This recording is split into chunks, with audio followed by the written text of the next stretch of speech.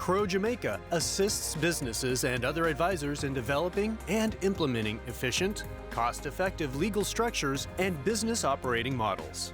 Our team can help you make smarter, more effective decisions. Let's have a conversation. Contact us at email people@crowjm.com.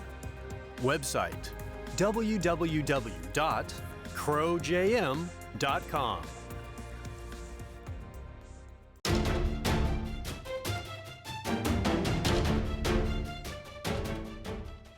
Aye. A good discussion. We did. Yes. We And did. there's a lot more to talk about because, I personally do believe that discriminatory pay is the way to go based on performance and output. And we have to get to that level of measuring output if we're going to fix the system. Because we're not going to fix the system by relying on these bureaucrats at the Ministry of Education, because that has been a perennial problem that has been there. There are two big issues for me. We can talk about all of this till the cows come home, but at the end of the day, when these students leave fifth form, when they go out to become productive members of society and they either are underqualified for work or they can't find a job, the alternative is the ugly reality that the country faces day in, day out. And when you listen back to Carl Samuda saying proudly, $11 billion has been dealt out to the schools, what is the end result of that $11 billion spend of taxpayers' monies? And if you recognize that you're not getting the kind of outcome out of the teaching and learning, something serious has to change. I also have a difficulty with, as much as we talk about STEM, the reality is the aptitude of some of our young people, whether it's because them head just not cut out for it or because of the deficiencies with how them coming out of primary school, STEM is not for everybody.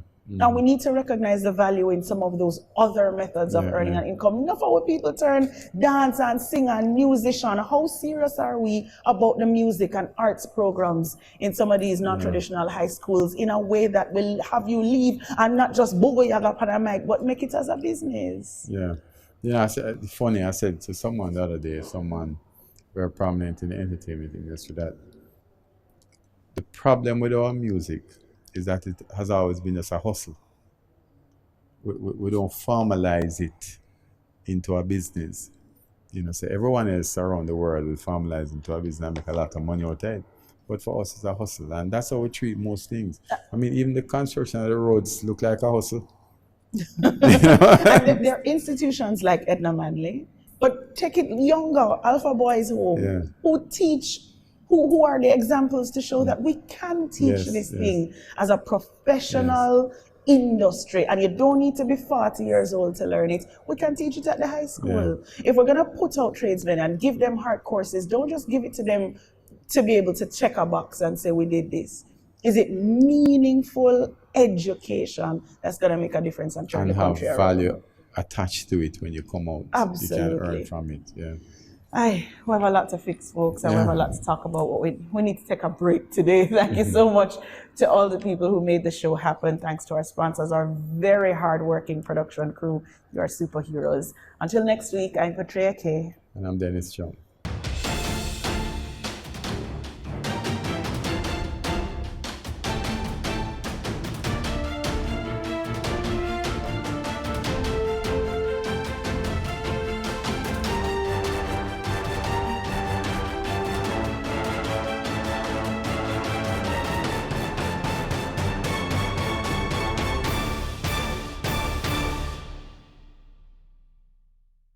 On Point was brought to you by Crow Jamaica. Cameo brings the creative industries to life. Delighting creatives in different fields each week. Art. My life turns art. I breathe, I eat art. Fashion. Food. Without a customer, we're nothing but four walls. Music. Film. Cameo, only on Business Access TV. You're watching Business Access TV. Business Access. Business Access. Business Access. Business Access. You are watching Business Access TV. Business Access TV. Serious about business. Serious about business.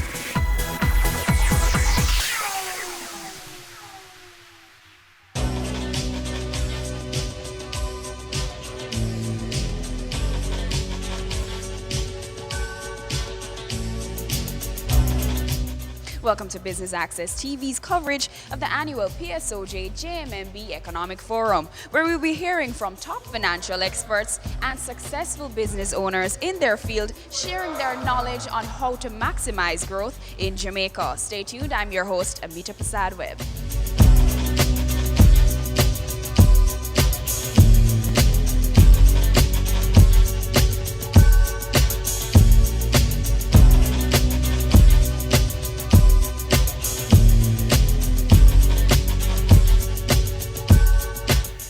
In the face of the undeniably heroic efforts by successive government administrations over the past 10 years to restructure our macroeconomy and our legislative framework, why hasn't the private sector manifestly and obviously not become the real engine of growth that is required to catapult the country into the hyperspace of meaningful growth that we all so earnestly desire?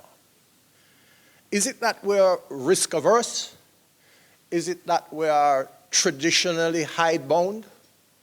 I don't have all the answers, but I'd like us to start thinking in that direction, because what we know is that it cannot be business as usual. Secondly, where are the real growth sectors within Jamaica that we need to exploit in order to release the excess capital that is currently locked into our traditional investment vehicles, earning little or nothing and not contributing to the effective empowerment of the larger sector of our population, which has been marginalized into pursuing underground activities that yield very little taxes, generate very little social good, and feed the negative and oftentimes criminal tendencies of our under-equipped population. If we can keep these questions in mind while we absorb the information and reasoning that we'll be hearing this morning, perhaps we can travel a little further down the road towards unraveling the chains that still bind us, such as the low level of access to credit and financial intermediation. Less than 20% or 22% of Jamaicans have access to credit, just a little higher than Haiti. That is not a good situation, and we need to address our minds to breaking that chain. And also the burdensome bureaucracy and cumbersome tax structures that prohibit the entrepreneurial endeavors. And the belief that Jamaica has no indigenous factor resources that are worth investing in, that agriculture is too much of a risk because of bad weather.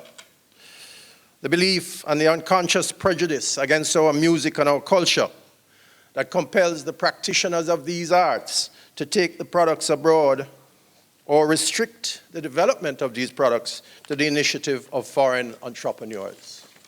And finally, the low level of interest in our exotic agricultural flavors and fragrances, our medicinal and herbal compounds, and the culture and history that is locked up in our city centers. We need to think on these things.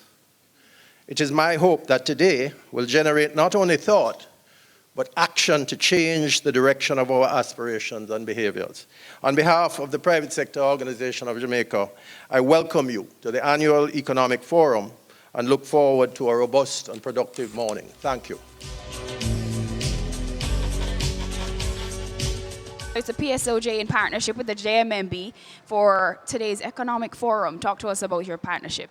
Well, it's an excellent partnership. JMMB is a very creative, very flexible partner, and the PSOJ has benefited over the years with the association. They are a member of the PSOJ, so we welcome it. And this forum in particular is an exciting one for us because it signals a change in the paradigm of how we do business. What would you say are the main objectives today? Main objectives today are to speak to the whole question of Jamaica's economic resilience and independence. Now that we appear to be making progress in our debt reduction, we want to look at building a foundation that prevents us from going back into being a debt nation. So that one of the objectives of the forum today is to look at how do we promote local investment with the capital that is tied up in Jamaica, and how do we promote investment in non-traditional areas. So you'll hear the panelists speaking to that. The Economic Forum is an annual event. Would you say it accomplishes its objectives each and every year? Is it really furthering the discussion? Well, bear in mind that I have only been president for a year, but the reports I have been very good about the Economic Forum. And if this one is to judge by, you can see the attendance is very good, the level of participation is very good, and the excitement levels that are being generated are very high.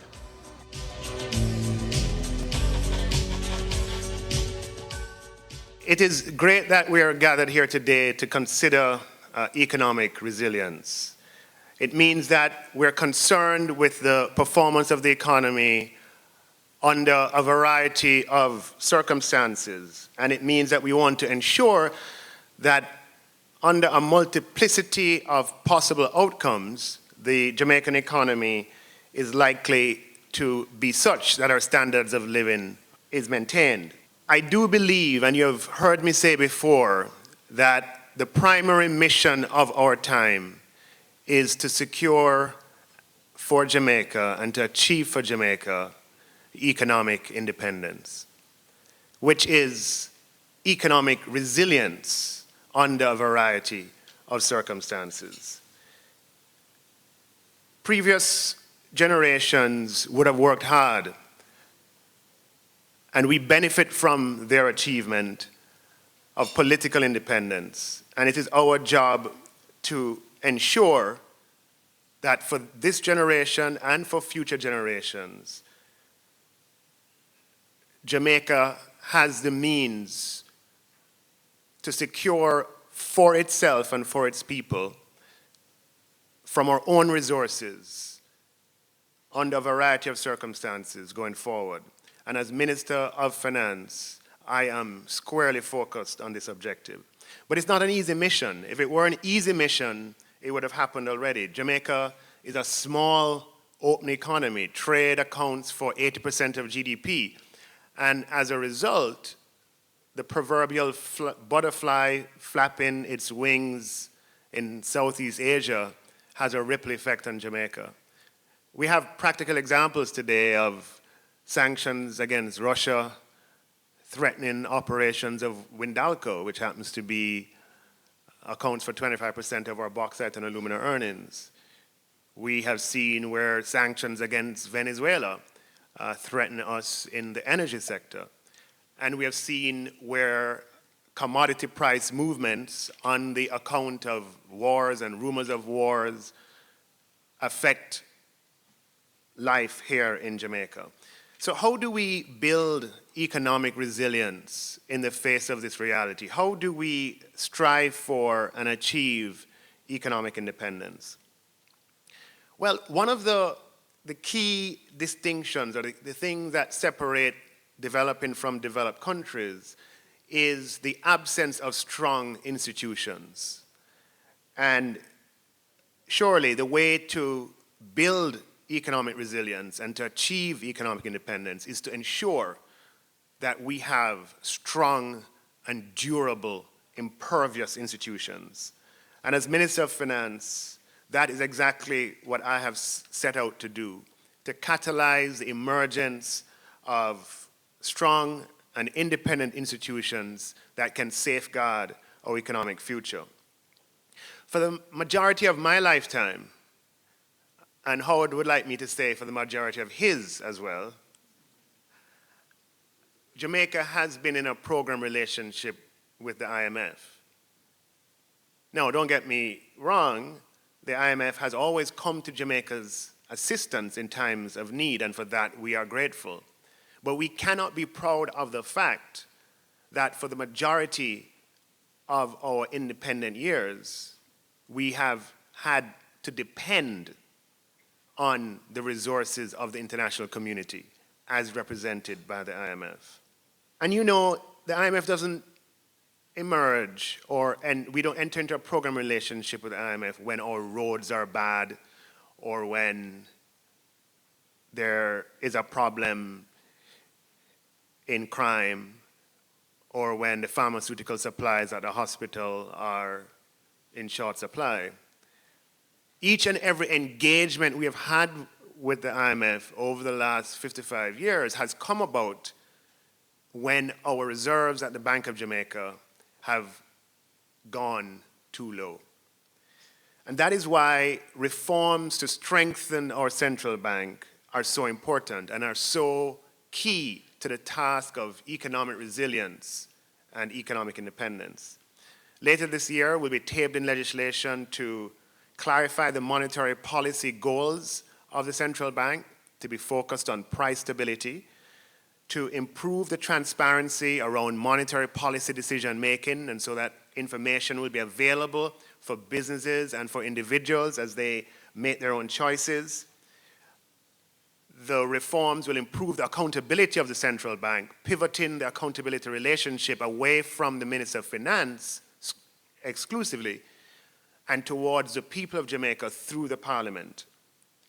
It will improve the governance of the central bank and diffuse decision-making, and it will provide for the independence in monetary policy decision-making, as well as strengthening the balance sheet of the central bank to give it the capital base to ensure that the policies that are being pursued can be done so effectively. You see, a prerequisite of economic resilience is external sustainability. A prerequisite of economic independence is to have the assurance for all businesses and all individuals to have the assurance that Jamaica can meet its external obligations as those external obligations come due. And what are our external obligations? Well, external obligations are interest payments that you have to make overseas, whether you are a private company, an individual, or you're a government. It consists of foreign payables that have to be paid by the government and by the private sector, dividends, and other flows. And at any point in time, you can measure the liability space that we have by looking at the external obligations of the private sector and of the government.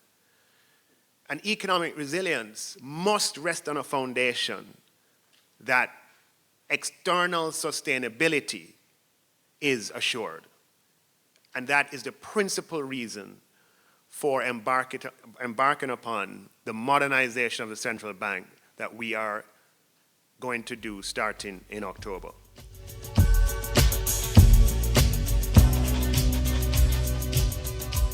We go to a break, but please stay with us. More after this.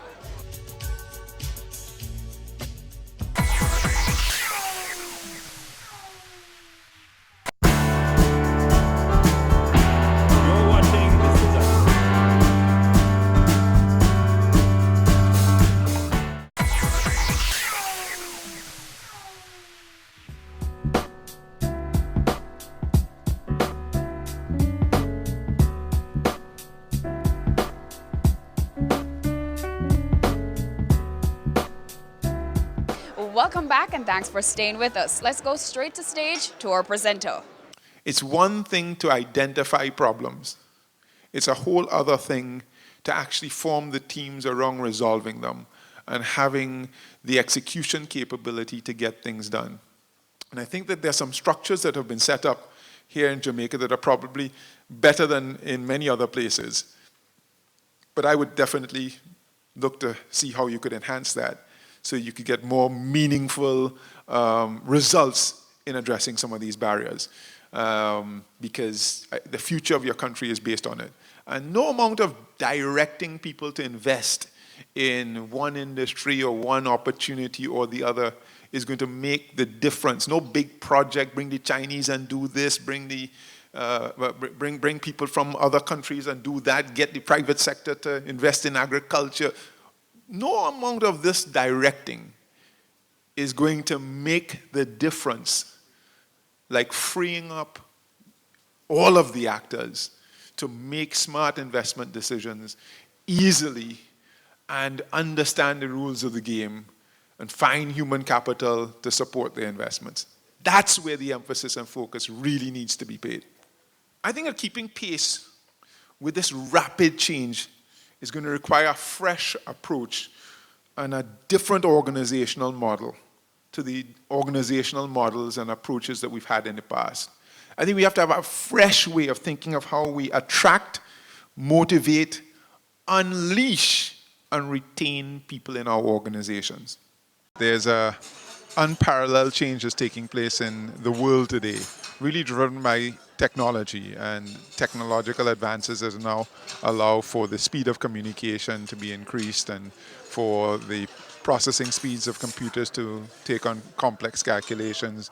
The cost of storage of data has come down considerably, and all of this is coming together to create this interesting opportunity where we are more interconnected in ways that we've never ever been and never dreamt of before.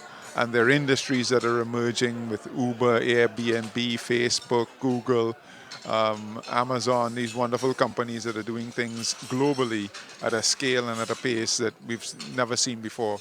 Simultaneous with that, we see that there's a lot of impact that we people are having on the planet. And all of this is coming together in this, great age of acceleration in which, we have to figure out how we respond. In fact, this rate of change has probably gotten to be so fast that our ability to adapt as humans is being significantly challenged, and we can see it in some of the disconnects with Uber moving into countries and regulation, not being able to catch up and keep up with what they want to do. While all of this is taking place on a global scale, we see that here in the Caribbean, we are still, struggling with some of the basics around corruption, around economic growth, strangled by debt, not able to invest in some of the basic things that we need to invest in. And while Jamaica, I think, is a bright spot, having come through this last IMF program and implemented a lot of fiscal discipline, and its economic measures are trending in the right direction. What we think is that you're going to need a fresh approach to how businesses and people look to, I would say, not more than survive, look to be able to operate in this new emerging environment.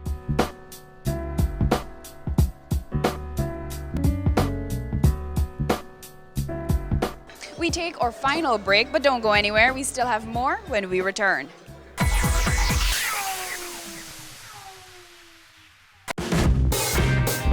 I'm Butch Hendrickson. You're watching BATV, Serious About Business.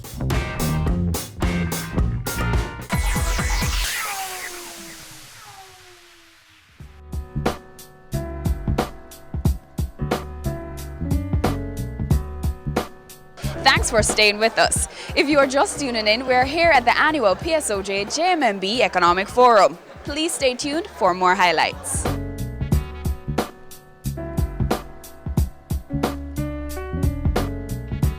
Talk a little bit about the business environment. Whether we use doing business or the global economic competitiveness index, the trends are the same. And what we see there is that Jamaica is not doing that badly. Jamaica's on top of the Caribbean, fifth, in the Latin America region, first in the starting business, not first, but in the top 5 of starting a business, which is great. But then the question is, what does the business do after it has been registered? And this is where the rubber hits the road.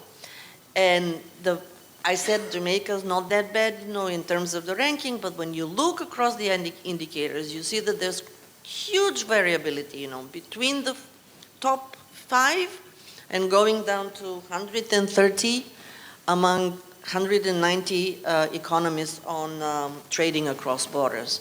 And there are, what we have been doing in other countries in Jamaica, the good thing again in Jamaica is, similar to the good setup of the Economic Growth Council, there is a Competitiveness Council, and they are working with our expert on business environment.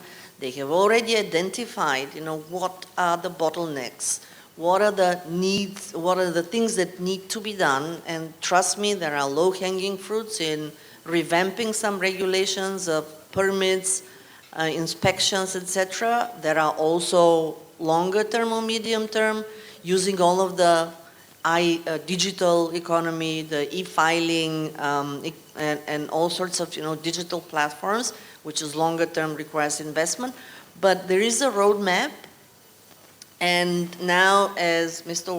Warner was saying, things are known, issues are identified in both disaster risk financing and mitigation, and in improving the business environment. Now the thing is, execution, and really make those things happen. That is our biggest challenge. What we are now seeing, and I'm very happy that Dr. Clark is here, because he has really been really promoting some of the key changes that need to be made on the technocratic front. This issue of the Bank of Jamaica's independence is absolutely critical. Why is it so critical? Between 1963 and 1993, 62% of the increase in money supply in Jamaica was attributable to the Bank of Jamaica lending money to the government of Jamaica. Lending money that it does not have, because the Bank of Jamaica has no money.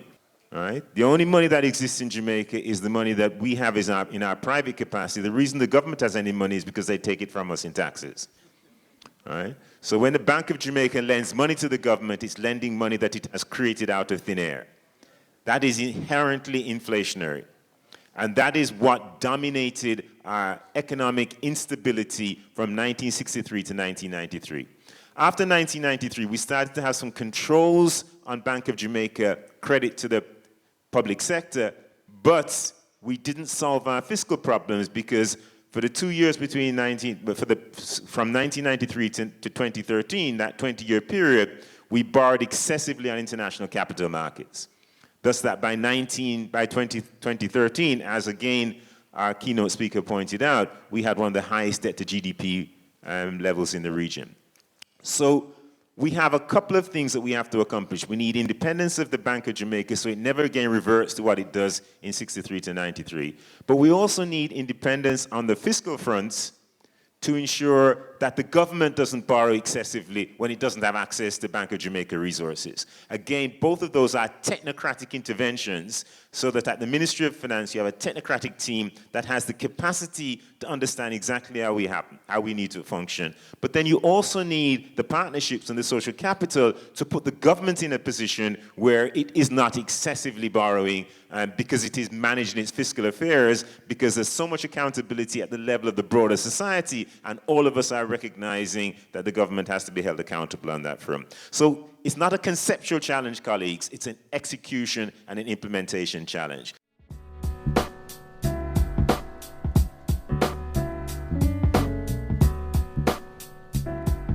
Another year of partnership with the PSOJ as far as JMMB is concerned. And one of the things we like about being a part of the forum is that it supports a conversation. So what you have is a room filled with some of the brightest minds in Jamaica, top executives, top academics, coming together to talk about what's best for the Jamaican economy. And so what we expect from today is no different from the years past. Obviously, things would have changed. We're going through a time of exchange rate devaluation of the Jamaican dollar, concerns about the exchange rate, concerns about inflation. Are we measuring the right things? And so we believe that what's going to happen here today is going to bring a lot of that out and really get into solution mode about what we need to do as a country to get us where we need to go. Let's talk a little bit about JMMB. You're here today with in partnership with the PSOJ. What's next?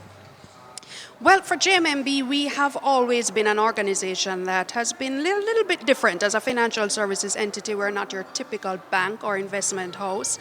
Based on the vision of our co-founders, we have always been about focusing on our clients and focusing on what's best for the community and for Jamaica. And that's what drives our decisions, it drives our strategy. And so that drove the decision to be a part of this partnership. So it's not just about, providing financial services for people and we collect a fee. Really, it is about supporting them in achieving their dreams and being a part of an ongoing process of solution development that will ultimately be to the benefit of Jamaica and everyone who lives here.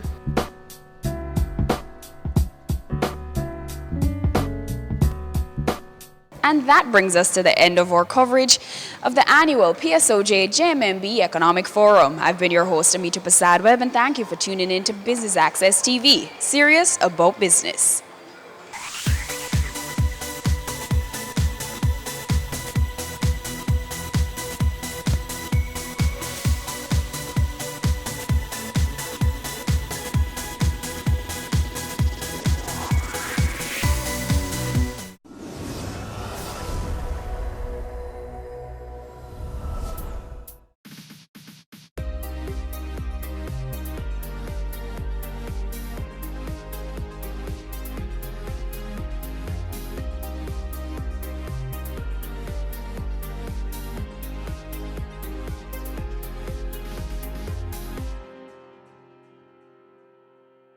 As we charge forward in this new academic year, let's approach it with this simple thought in mind. The capacity to learn is a gift. The ability to learn is a skill. The willingness to learn, well, that is a choice. Brian Herbert, what choices are you making today? Hi, I'm Theodore Henry. Welcome back to school and to another September edition of your favorite after-school program, Jamaica Magazine. Today we'll provide you with the right mental tools to find your purpose and help some young adults get on the bike and ride towards their career goals. All that and more, so do stay with us.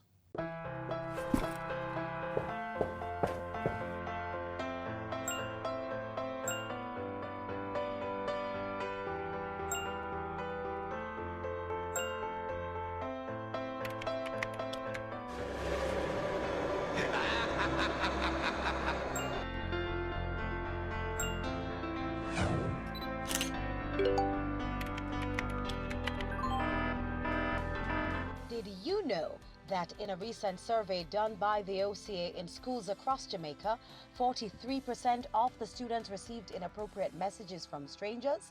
The OCA wants you to be smart online. Never speak to persons you don't know. Parents, encourage your children to be social but be smart. This message was brought to you by the Office of the Children's Advocate with support from UNICEF.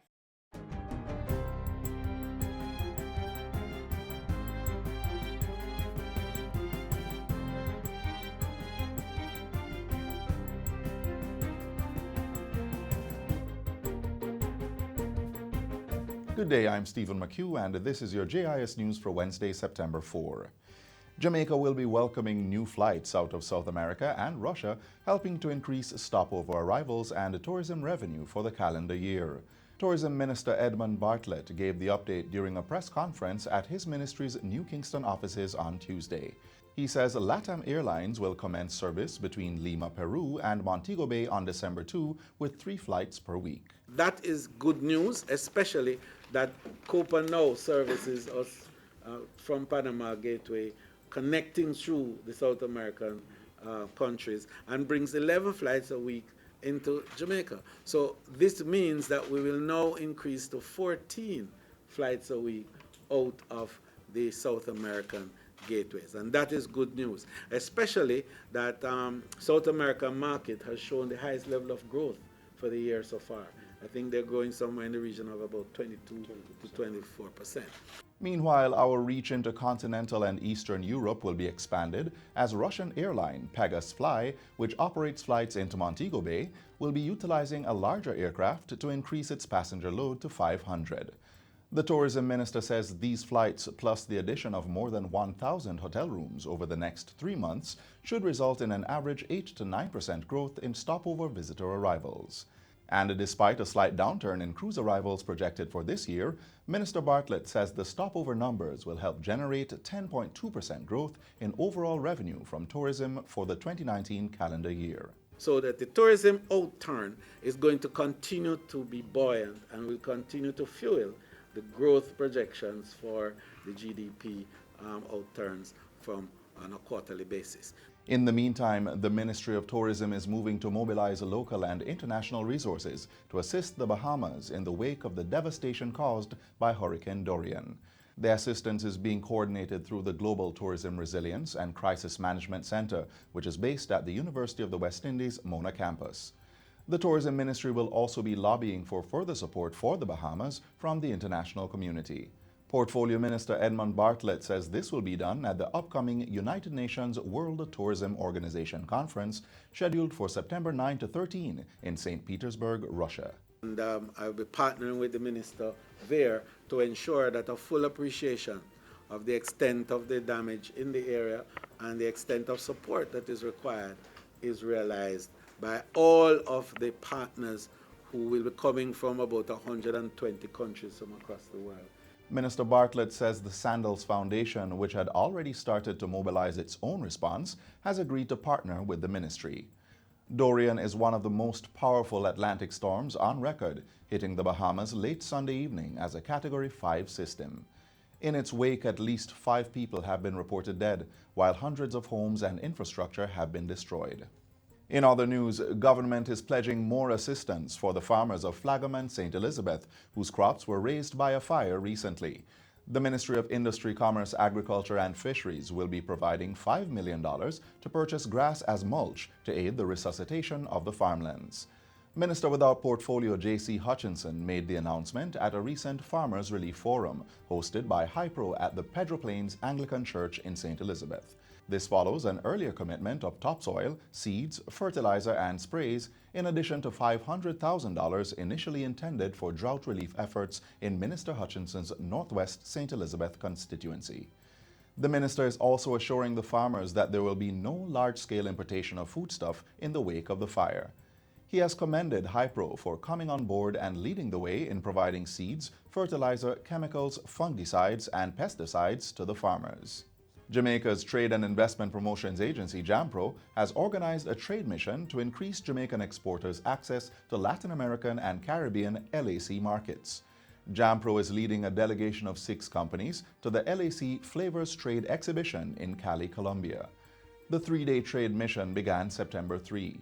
LAC Flavors is one of the key food and beverage business forums in the region, generating more than $990 million in transactions and 17,000 business meetings in the past 10 years.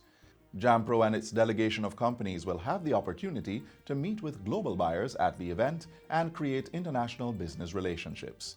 The delegation will also attend a workshop where agencies from the region will share their experiences in developing digital platforms for small and medium-sized enterprises that want to increase their exports. JAMPRO's president, Diane Edwards, says the agency wants to see more Jamaican manufacturers exporting to regional markets. This, she says, will further diversify their international reach and decrease the reliance on markets like the USA, United Kingdom, and Canada that migrates up through the seafloor.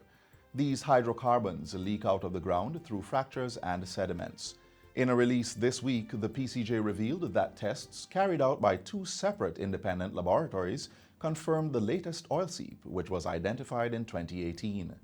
It offers no commercial prospects, but the corporation says its discovery strengthens the emerging data, which shows that Jamaica has a working petroleum system that is generating and expelling hydrocarbons to the seep apparently originates from a source rock from the Jurassic geological period, which was approximately 160 million years ago. The agency says that makes it older than any rocks found on or offshore Jamaica to date and challenges the previous geological evolution of Jamaica. PCJ's oil and gas manager Brian Richardson says the corporation will continue to expand its search for telltale signs of Jamaican hydrocarbon seeps in both the on and offshore. He is also encouraging the public to call the agency should they identify any substances they consider to be oil-like so it can be investigated. And finally, Gordon Town Square in St. Andrew will be renamed the Miss Lou Square this Sunday, September 8. It's among 100 days of activities to mark the 100th anniversary of the birth of Jamaican cultural icon Louise Bennett Coverley, who was born on September 7, 1919. The news was revealed by Culture Minister Olivia Grange during a service of honor and praise for Miss Lou held last Sunday at the Coke Memorial Methodist Church in downtown Kingston. Today we begin our 100-day celebration of legacy. In this celebration, I'm appealing to the church and to our seniors to bring knowledge of Miss Lou and her achievements to our children and young people.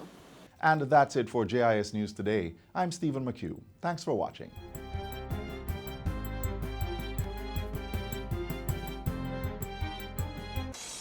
Let's get a little breeze on this land. All right. Now let's get some bounce in the rhythm. All right. Let's get some fire on our hearts. Now that is what we call all right. Run, come, get some Jamaica. Things aren't always black and white. Lines sometimes become blurred and we lose sight of things we may have wanted early in life. But that doesn't mean that as an adult, you can't go back and chase after your dreams, like the career you've always desired. Here's how Marcia Norman is using her Get on the Bike program to help young adults achieve career goals.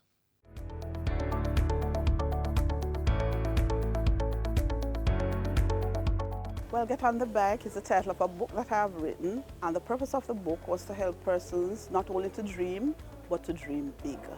Sometimes we have a goal in life, and instead of pursuing it, we say, I'm not educated enough, I'm not bright enough, I'm not experienced enough. So Get on the Bike is a metaphor to say whatever you want to achieve in life, you can do it. Go for it.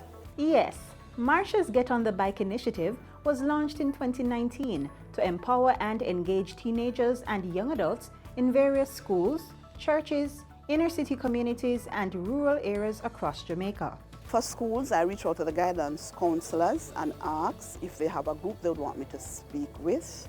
I work closely in my own church community. I attend the Templar Mennonite Church, so during Sunday school, sometimes I will talk to the youth department or the young adults. I engage them in that way. And then for community outreach, I'm in touch with some social workers, persons who are already in the field, and I make linkages through that way. The program is being executed in collaboration with government's Citizen Security and Justice Program. It provides teenagers and young adults with the knowledge and motivation they need to achieve their individual goals and dreams. It can be dreams in terms of a better family life. It could be dreams in terms of acquiring a job. It could be dreams in starting a business. So we provide the strategy or the roadmap for persons to realize their dreams. Some of the youngsters who have recently benefited from the program are a group of students from the Operation Friendship Skills Training Institute in Kingston. Today, what we want to talk about is workplace readiness. Let me see the hands of those who have actually worked already. Have you been in the workforce already? A few of us have been in the workplace already. Well, this program is going to teach us what are the things we need to do to prepare for the world of work.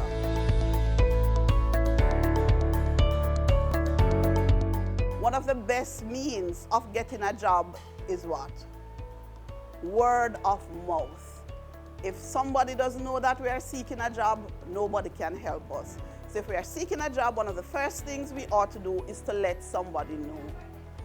After we have done that, we want to develop what we call our resume or our CV. It's very easy, very easy.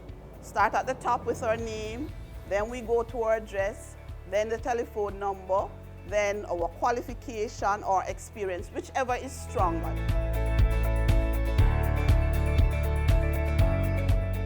What are some of the questions they are going to ask us in the interview? Why do you need a job? Yes. Where you have worked before? Certainly.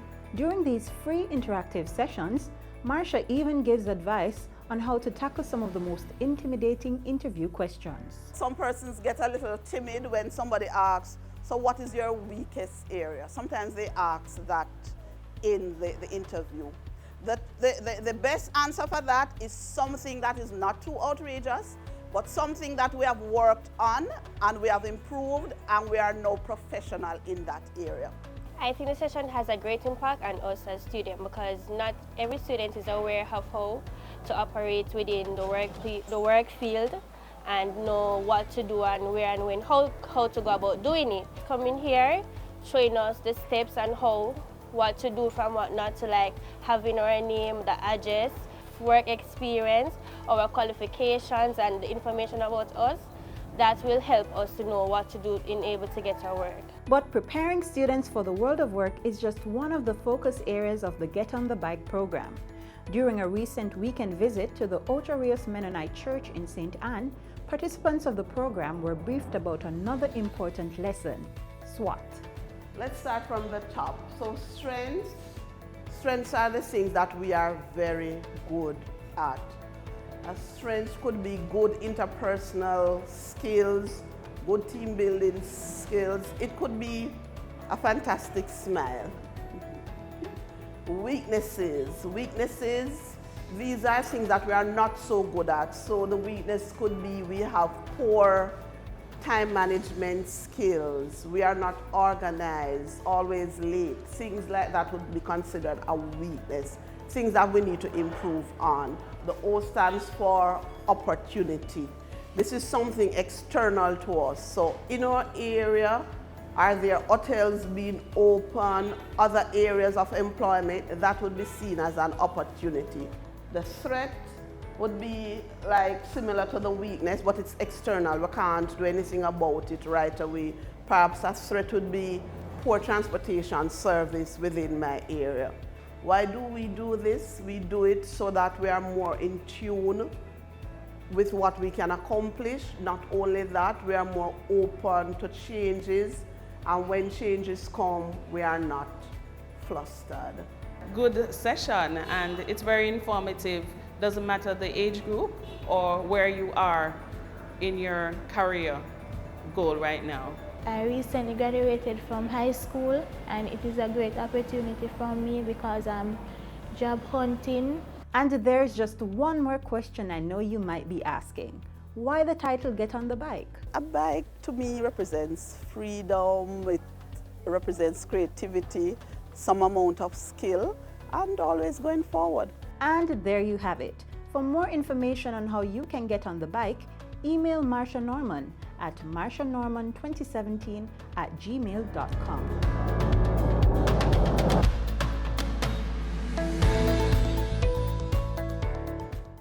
Did you know that the EU has been doing a lot of work in Jamaica? The EU provided some 23 billion Jamaican dollars to help people living in sugar-dependent areas. This means new houses for sugar estate workers, rehabilitated roads, improved schools, health centers, vocational training, business grants, and a wide range of action to improve the lives of people in sugar-dependent areas. Life sweeter for true with the EU. As the new school year progresses, it becomes more important to think about the impact of your little one's diet on his or her learning ability. We're talking about all the forms of nutrients that the body needs for good health. Yes, including your mental health. Watch this.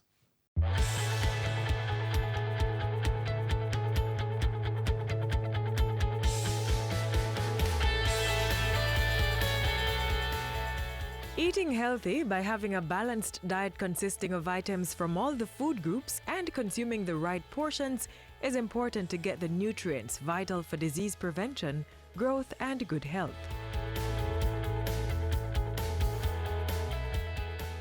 Essential nutrients are building blocks for the cells that make up the body, from bone to muscle, skin, and hair.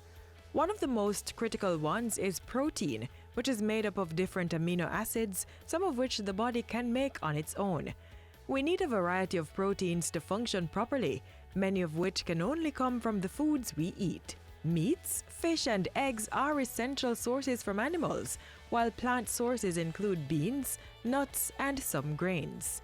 How much protein you need daily depends on a variety of factors, including how active you are and your age. Carbohydrates are the main nutrients for fueling the body's energy needs, especially our central nervous system and brain. They help protect against diseases, but some carbohydrates are healthier than others. Some healthy sources include your fresh produce, such as yam, banana, breadfruit, and tubers, as well as whole grains, fiber-rich vegetables, and fruit. But it's important to know that healthy fats are essential to our body's function. Fats aid in vitamin and mineral absorption, blood clotting, building cells, and muscle movement. Fats are high in calories, which is a measure of energy from foods, but the World Health Organization recommends keeping daily calorie intake from fat at under 30%. Including healthy fats, which are the unsaturated fats in your diet, can help balance blood sugar, decrease the risk of heart disease and type 2 diabetes, and improve brain function. Healthy fats are also powerful anti-inflammatories and can lower the risk for arthritis, cancer, and Alzheimer's disease. Some of the well-known unsaturated fats are the omega-3 and omega-6 fatty acids. Sources of these healthy fats include fish, seeds, nuts, and vegetable oils, olive, avocado, and flax seeds. Trans fats are to be avoided, and we should also limit our intake of saturated fats, of which the main sources are animal-based and include butter, cheese, red meat, and ice cream.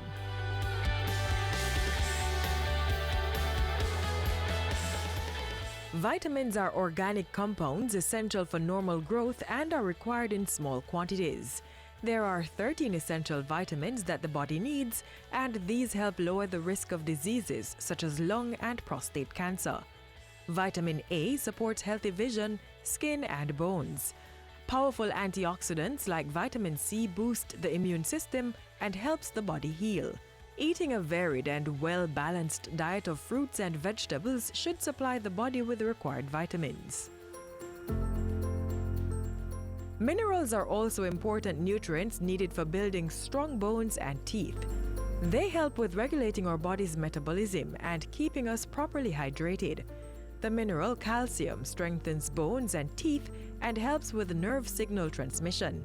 It also helps to maintain healthy blood pressure and with muscle contraction and relaxation. Iron supports red blood cells and hormone creation, while the mineral zinc boosts the immune system and wound healing.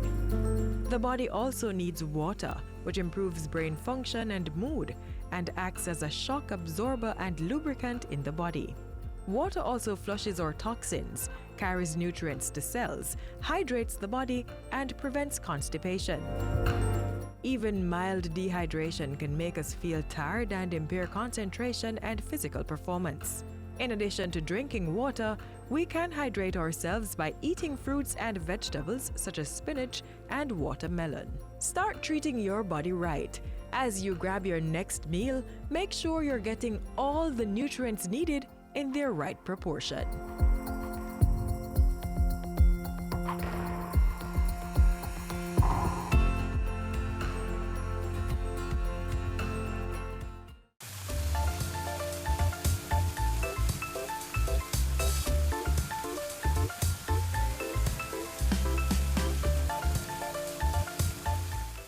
You know, sometimes you just need a little push to help us move into our purpose.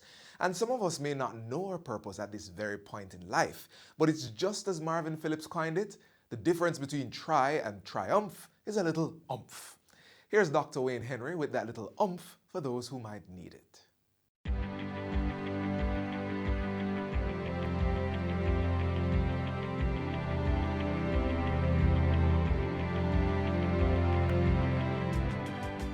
Develop a sense of purpose that says you're not here by accident. You are here for greatness. You are here with destiny in mind. You are supposed to do something great, and you're on that pathway. There are persons who are in the departure lounge of life, at the end of their life, and they look back and they have regret because they never took time to uncover and develop a sense of purpose. Why am I here? What am I supposed to do before I leave this 7 billion people planet called Earth? What am I supposed to accomplish?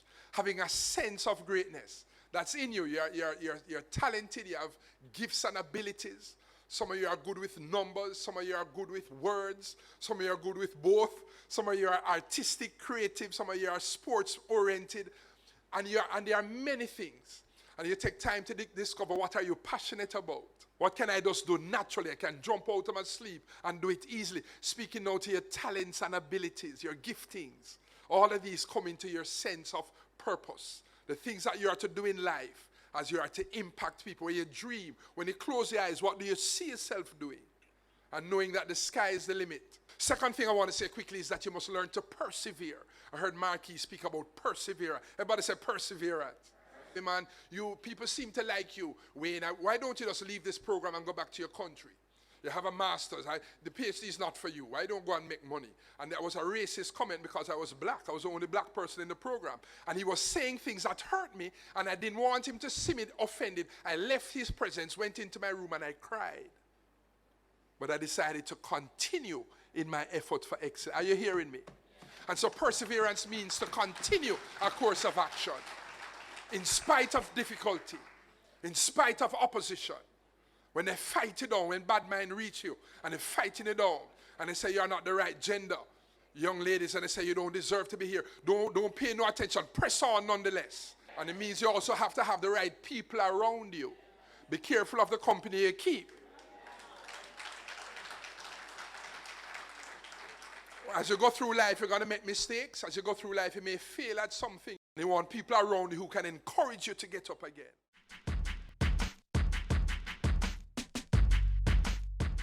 So with school back in session, the days might seem longer and the nights may begin to feel a little shorter. It can also feel like there are more details to pay attention to in your classes. So here are some tips. Number 1, get enough rest during the night. This will improve your concentration in class. And it's usually said that at least 8 hours of sleep is recommended to kickstart tomorrow. Number 2, eat a healthy breakfast. Eating a nutritious meal in the mornings gives you energy for the whole day. Number 3, get involved in class discussions. When your teacher asks a question, offer to answer it. If he or she asks for your opinion, take the initiative and share yours. This shows that you're listening during the class. And number 4, take notes. Taking accurate notes will help you to better understand the lessons. Recognize the key points as your teacher speaks and make jottings on those areas. Put these simple steps in practice and watch yourself blossom into someone that will help make our country the place of choice to live, work, raise families, do business, and of course, educate a nation.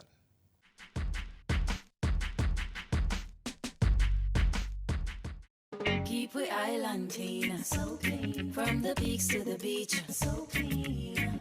No dirty up Jamaica, please don't do it. Keep we island clean, so clean. From the peaks to the beach, so clean. No dirty up Jamaica, please don't do it. No dash no paper, no dash no plastic. Dispose your garbage responsibly. No know how to recycle, learn it quick. And if you drop it, better pick up every piece of it. Plastics last forever, don't forget the bits. Cause when them touch the street, them end up in the sea. Collect pan the reef where they fish them feed. And when you want seafood, I eat your Keep eat. we island clean, so clean. From the peaks to the beach, so clean. No dirty up Jamaica, please don't do it. No dirty up Jamaica, no dirty up Jamaica, no dirty up Jamaica, no dirty up Jamaica. Today's magazine has come to an end, but if you missed anything, you can watch it all again on our website or our YouTube channel. You can also keep up with the JIS team on our Facebook, Instagram, or Twitter pages. And just before we go, remember this simple thought: change is the end result of true learning. On behalf of the entire production team, I'm Theodore Henry. Take care.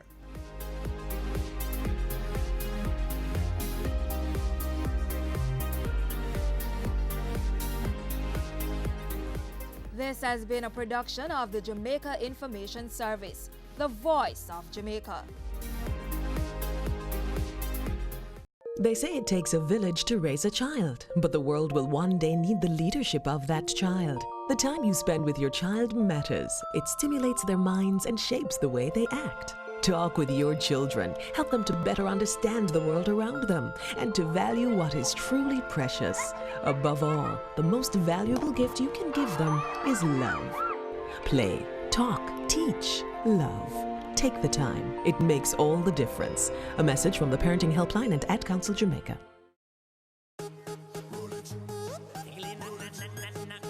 Byron Lee introduced Jamaica Carnival in 1990. The road march involved a parade of costume sections reveling through the streets of Kingston. According to the New York Times, the economic windfall of Carnival ranges somewhere from 27 million to the hundreds of millions. But can Jamaica stand to make millions from the betting industry?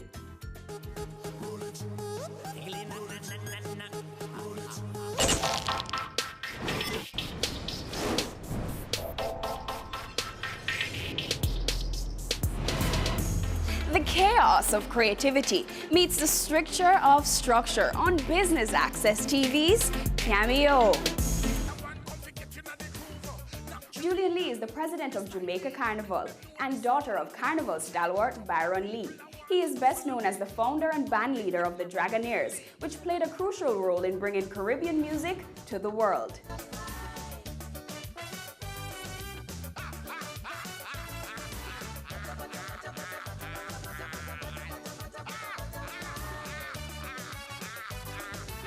Our founder of Jamaica Carnival, Byron Lee, had participated in carnivals throughout the Caribbean and throughout the world for many, many years.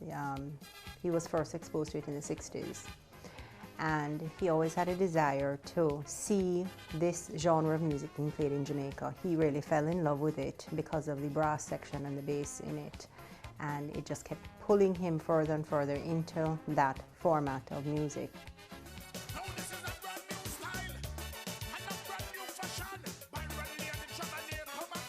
Early 1989, I think timing was right. He felt the timing was right, and the momentum was there, and Byron Lee sat there and started to dream up Carnival in Jamaica. He formulated a plan to introduce Carnival to his homeland, Jamaica, and that was how we formed Jamaica Carnival Limited in 1989. Tell them this is our time.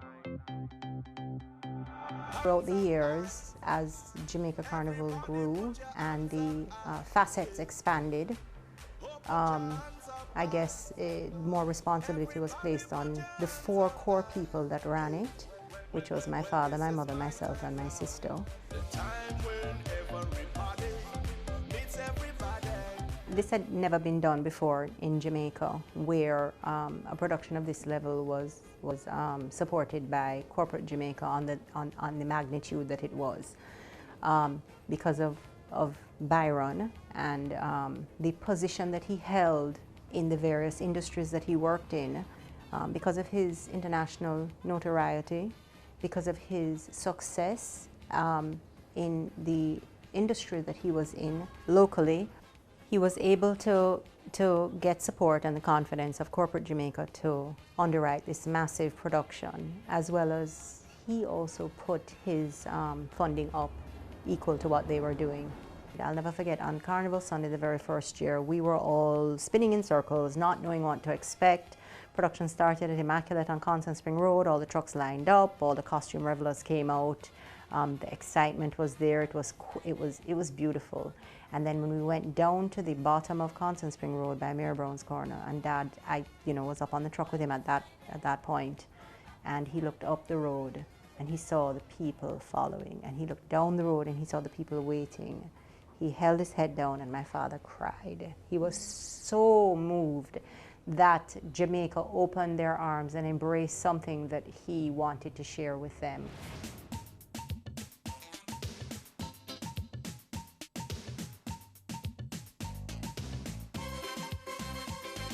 Byron Lee's vision, if you understood what he was trying to bring to Jamaica, you will realize that that was just part of the fulfillment of what he wanted to see. We modeled Jamaica Carnival off of the grandfather of all carnivals, which was Trinidad Carnival. And in Trinidad, you have a national carnival committee that is partially influenced by government, as well as various people that have interest in this boom in the economy during this period of time. Dad wanted to introduce the genre and the celebrations to Jamaica, and then in the future, our role as Jamaica Carnival was to really step back and be a carnival committee that governed guidelines, making sure there was proper production, insurance, safety precautions, exposure, that it would just not be haphazardly various different organizations having their different parties.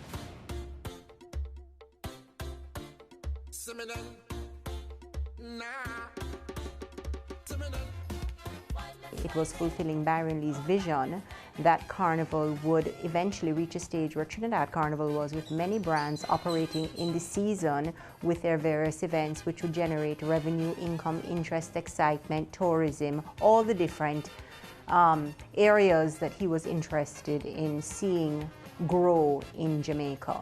So we're a little disappointed because we had expected at this stage that for there to be 25 years later, 5, 6, 7, 8 brands operating during the carnival season, but we do think that the 2008 state of the world economy had a lot to do with that, as well as the momentum slowed a bit when he passed away, because he was the pioneer and godfather and loved by the nation.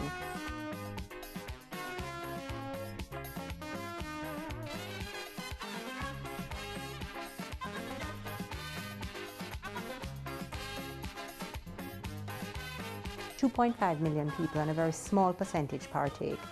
Actually, it's shrinking. the participation is shrinking, but we do believe that the interest is there.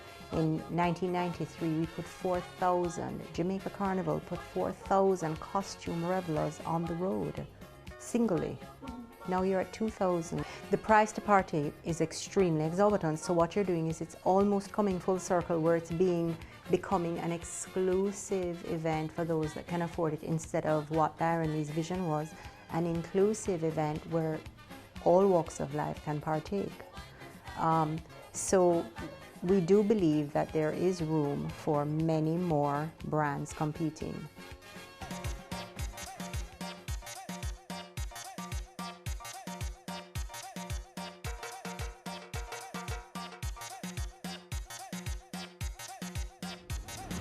It's going to grow organically. I am promising you this, and you can mark my words. In 3 years, we're going to be seeing several thousand tourists coming in for Soca. And that cannot be stopped.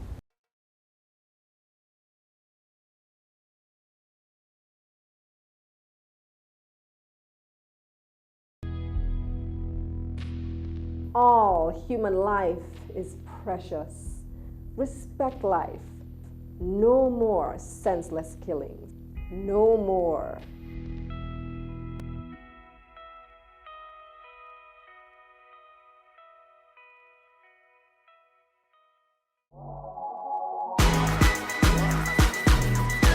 The Good Life, your trusted source for useful health and wellness information, lifestyle tips for the mind, body, and soul.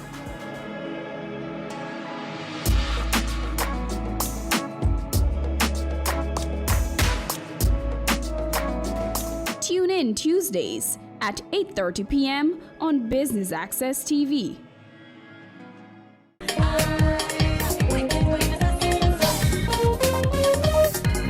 Jamaican Carnival has paved the way for complementary industries to thrive. Soca parties have grown in popularity, and Carnival packaging services are now available for those unwilling to do it alone.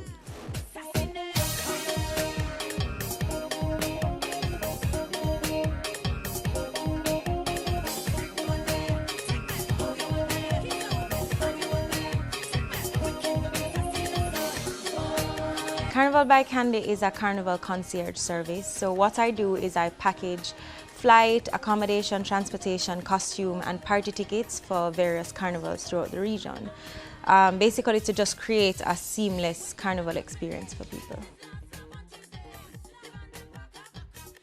I'm a carnival tete, so I love going to carnival. So for years I've been going to Trinidad Carnival. And for some reason, Trinidad has a very low internet presence. So when others wanted to go, they could not Google the information or figure out how to get there. So every year that I'd go, people would ask me to help them to go the following year. By the third year that I was doing this, I was like, well, you know, I'm gonna start charging people for the information. So that's basically how I got started.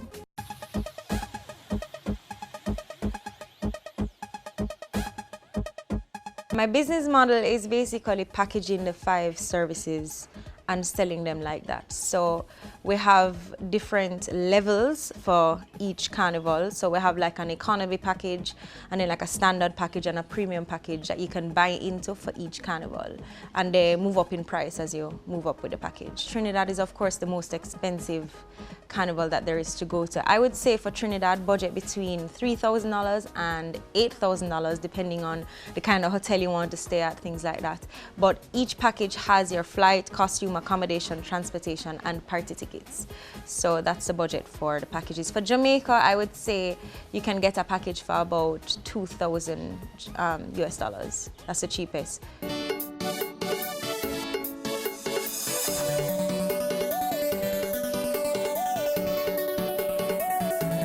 It's been going really well. The first year that I did it, I got about 50 people going to Trinidad Carnival. And then when I actually started doing it as a business for profit, I got about 270 people going to Trinidad for Carnival. And it's only this year, 2015, that I've expanded to doing other carnivals like Jamaica, Cayman, and Barbados. Jamaica Carnival, I got just over 100 people coming into Jamaica for Carnival.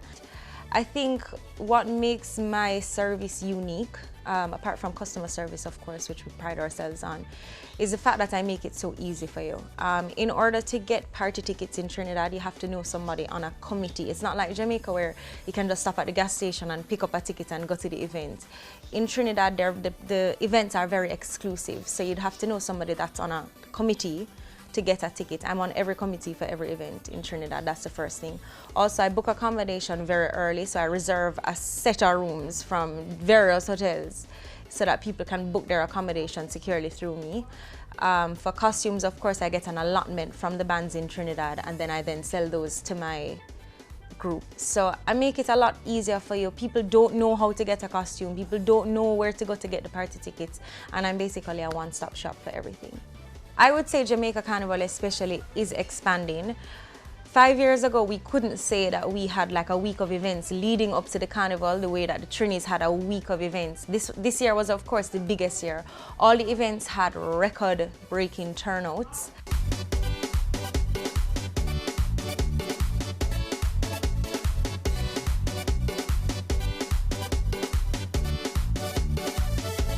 Well, for those who want to participate in the carnival and find the costumes to be a little bit too expensive, there are t-shirt options, especially for Jamaica Carnival.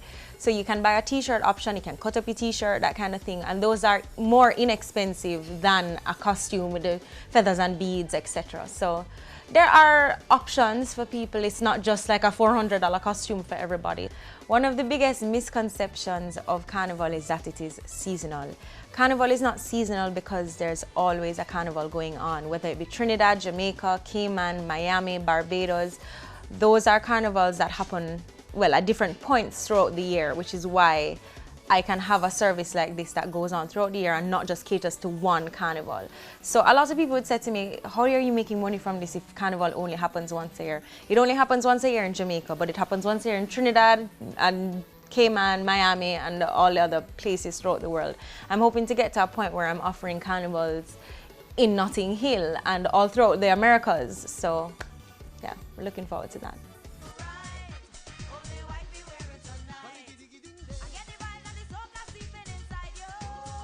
Marlon Campbell has been on the party promotion scene since 2006 and last year decided to venture into carnival parties with Glow.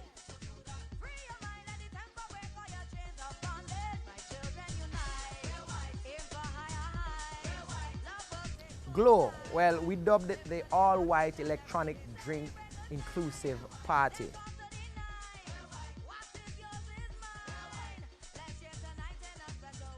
Now, well, it's a soca party, definitely. You might get a toops or something else, but it's mainly soca. It's probably 95% soca, all right? The idea is, because Glow, the whole concept of Glow has been around. Alison Hines and David Rudder have a song, I think it was in 2000, you know, come here with the glow, everybody, you know. White we're wearing tonight, and it's all about putting on that all white, and under those black lights, it should really look good. And we decided to make it drink inclusive, so it's, you know, you don't have to worry about your money, just pay a one fee, come in, have off, and we get the very best in soca, in our humble opinions. I got my start at the UWI. I was carnival chair back in 02 to 03, and then I was in charge of entertainment on a whole 03 to 04, so UWI Carnival and all the various events. That's where I kind of cut my teeth as such in terms of organizing events and you know, making the necessary links and all.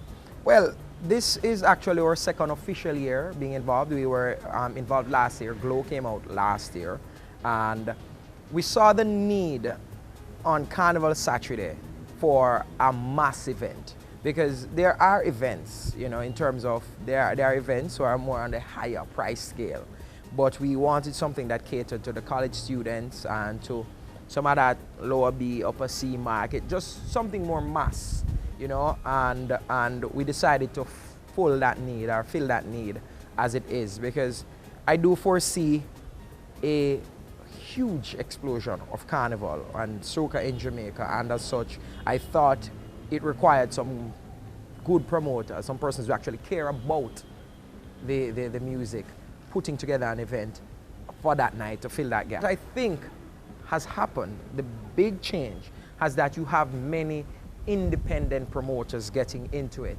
You have a Sun Nation, for example, who has brought some of the Trini flavor here. And what has happened is that social media has contributed to persons actually looking at Carnival. And you can see Carnival in Trinidad and in St. Vincent and so forth. And the friendships that have been forged via our music, you know, our DJs going over there and doing some collabs, there are people coming over here and doing some collabs. That has helped. And then the back and forth. And yeah, big ups to Candy. Candy is contributing in that she's, for the first timers or the persons who don't want the hassle, you know, she puts together a ready-made package for you and you go over there. So you don't have to worry about nothing from getting on plane to getting to your parties. It's going to grow organically. I am promising you this, and you can mark my words. In 3 years, we're going to be seeing several thousand tourists coming in for Soca. And that cannot be stopped.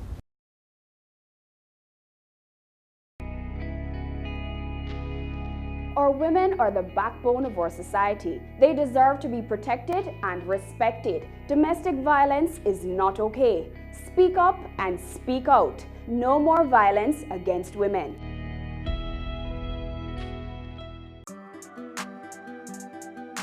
We are serious about the business of real estate, so catch Home Sweet Home Sundays at 4:30 p.m. or if you missed it, check our website at batvja.com.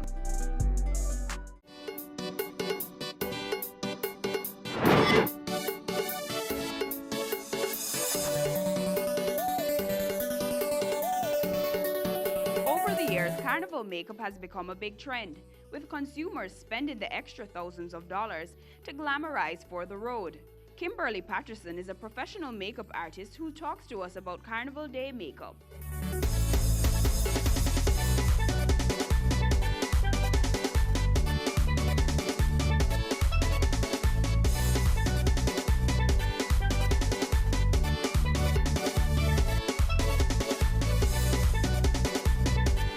How I started in makeup was around Carnival season in 2010. The way I started, it wasn't planned at all. I kind of just fell into it. That year, I had friends asking me, like a lot of friends asking me if I could do their makeup for Carnival. And I was like, well, I'm not a makeup artist, so I can't really do your makeup.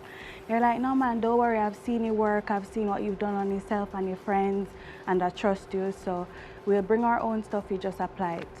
And I just gathered a little team, my sister, my best friends, and we just, based on what we implemented, the way how it worked, I figured, okay, well, if I keep doing this each year, maybe I get bigger. And I really liked it that day. It was a smooth flow and everything, and it just took off from there. I decided to get certified, and then from that, networking began, and this is where I am today.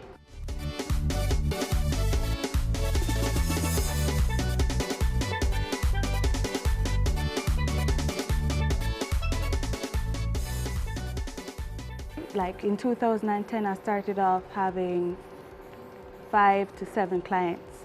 Today, I'm now working on over 45 clients for that morning. So it's a very big production. I have a very big team for that day. And the routine is like an assembly line, and very smooth and productive.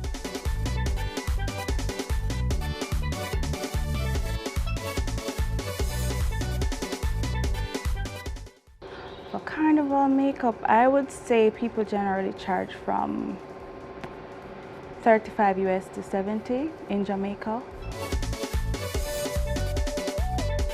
Startup is quite a bit, but then at the same time you have a high turnover rate. So each year you do have products left over from last year that you could add on to whatever your inventory is for this year and keep building.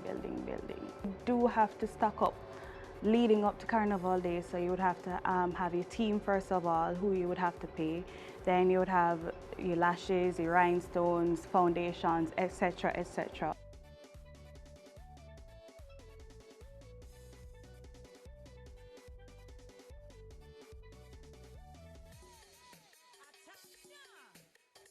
Each year, you cannot just think of the day itself, you have to think of upcoming years after that. So how would you expand? First, you need a good team who you know you could call back each year. so that each time you have more and more clients, you could just keep adding on to that team. Your work has to be good. Each person has to be good. So you have to like the trials with the team, etc. To Then you need to capture every footage you can, footage, images, etc. So you could put them on social media so that other persons could see here and abroad, because you do have tourists and visitors coming for that specific day. Your work has to speak for itself. As well as the products you use, you have to have quality makeup that would last, because if that's not so, and then you have makeup falling off a client's face during the jump, then they won't be coming back, right?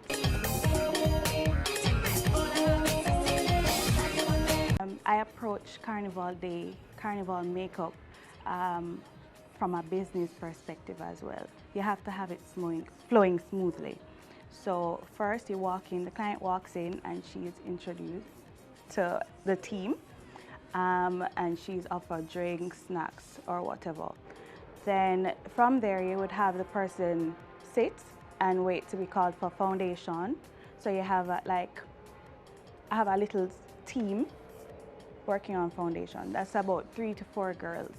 Then from there she will go on to eyes details. So the eyes, rhinestones, lashes, and then from there she would go on to lips and other details that would be necessary to complete the makeup, and then that's it.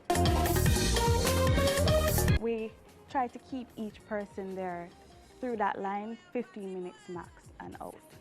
You would have to have people booking from the previous year, so from end of November to all the way up to Carnival, you have people calling.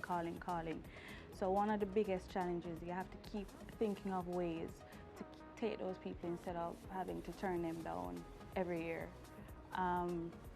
So as I said, finding upcoming makeup artists who aren't doing their own thing, that's kind of a challenge. And you also want to have your work speak for itself on Carnival Day, so you can't have anybody on the team bringing it down. That's basically the challenge for me.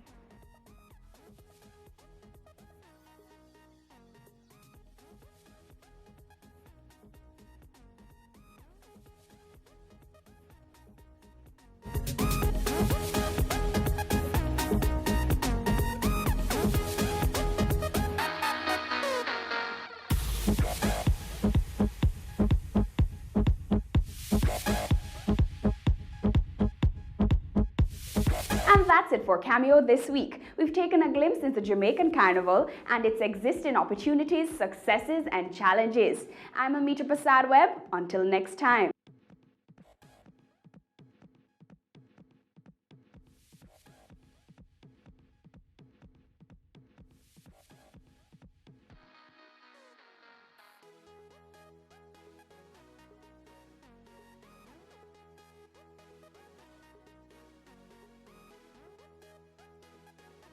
Ready for cable for as little as $100? Ready for no monthly cable bill? Ready for 10 TV channels absolutely free? Then pick up our Ready TV box at authorized stores for $4,500. Hook it up to your TV set, then top it up with Ready Credit for 1, 7 or 30 days. Buy now and get $1,000 free Ready Credit and start watching your favorite shows. Pick it up, hook it up, top it up. Ready TV. Prepaid cable TV when you're ready. Now serving Kingston and St. Catherine. Limited time offer while stocks last. Conditions apply.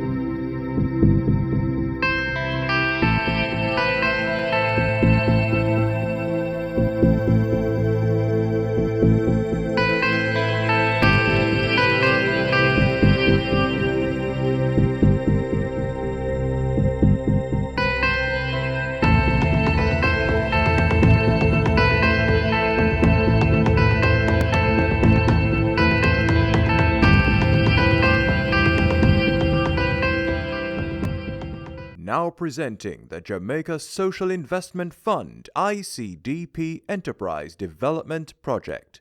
Entrepreneurial Grant Business Pitch.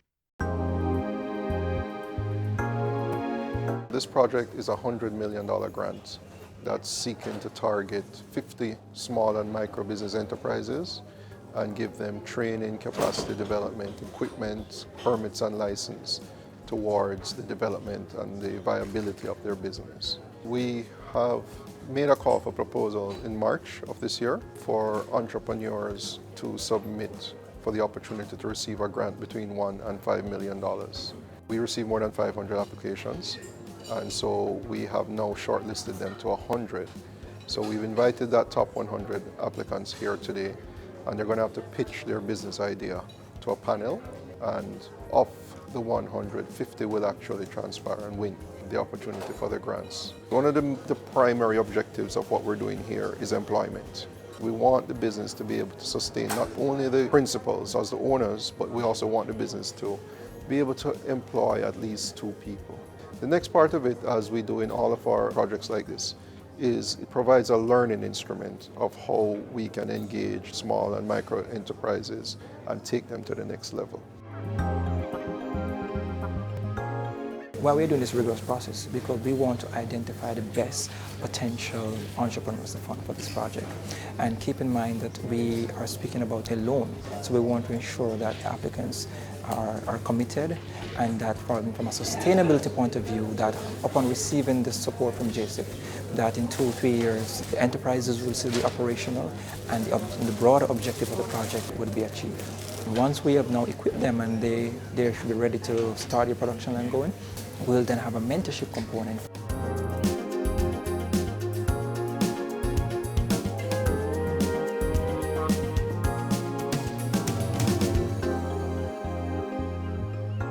It has been a very competitive process. Jamaica is filled with persons with drive and passion. We're expecting that the best will be selected.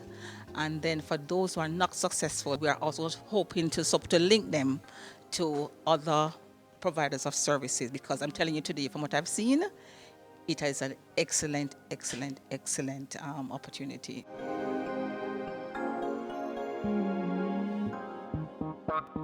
It's worthy of note that many persons coming here today already have some kind of semblance of a business, but they need the additional support to move that business to the other level, as well as some persons that come in with just proposals to start from scratch. On behalf of the JSIF, we want to really thank the DBJ and other partners from UWI who came to be part of the panel, and just to remind you that the JSIF is here and we're investing for community development.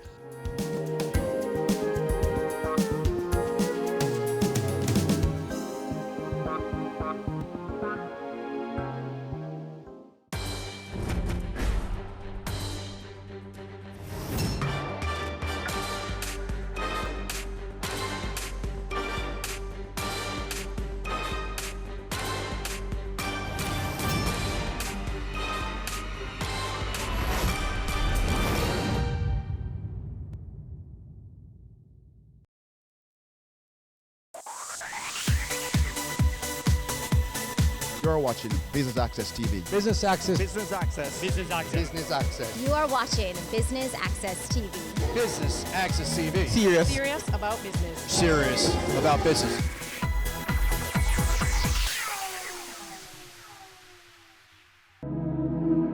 We're here in the little seacoast town of Anota Bay in the parish of St. Mary for the Ministry of Tourism's official opening of Markingstone Beach. Business Access TV brings you highlights from Tourism Minister Edmund Bartlett and other stakeholders. Stay with us.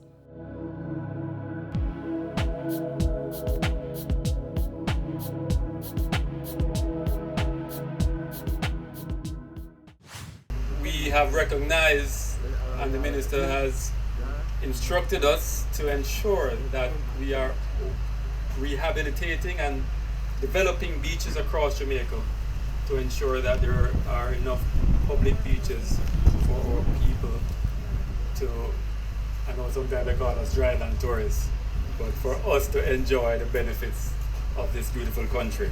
Today is a continuation of openings of various tourism developments across St. Mary, and the minister and his entourage have been just coming from Rio Nuevo village, which is quite impressive, and I overheard the minister saying how impressed he was with it. And so it's a message to St. Mary to say, listen, tourism recognizes you, and we are here facilitating the development. Now, tourism is one of those industries where it requires partnerships, and so no matter how much we do from the ministry, it requires partnerships with stakeholders, partnerships with municipalities, partnerships with the people to ensure that the standards are maintained and are as high as possible. And we build on the legacy that we have here in Jamaica as one of the best destinations in the world. Technology that opens up an opportunity for the average Jamaican to actually benefit from tourism. It's not only a case where they need to work inside a hotel or to supply a hotel, they can also benefit from renting out their space. Because Jamaica, thankfully, we've been blessed where anywhere you go in Jamaica, you can find a beach or a river or a waterfall or a mountain. You can have some great experience, and with the natural weather and our natural hospitable culture and so on, we end up pretty much having an industry, a resource that's available to every Jamaican to become a tourism entrepreneur.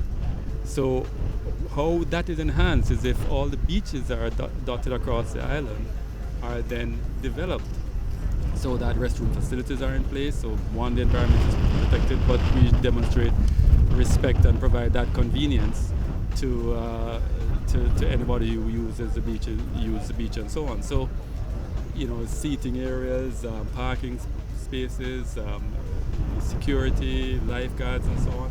And that's what we've done here, and we are doing across Jamaica to open up Jamaica more. It's not only on the North Coast, or it's all over Jamaica. We want to make it a case where tourists and the diaspora and Jamaicans are enjoying what we've been blessed with naturally. So that is the purpose of investing in beaches like the Markenstone Beach and getting the result that we have today.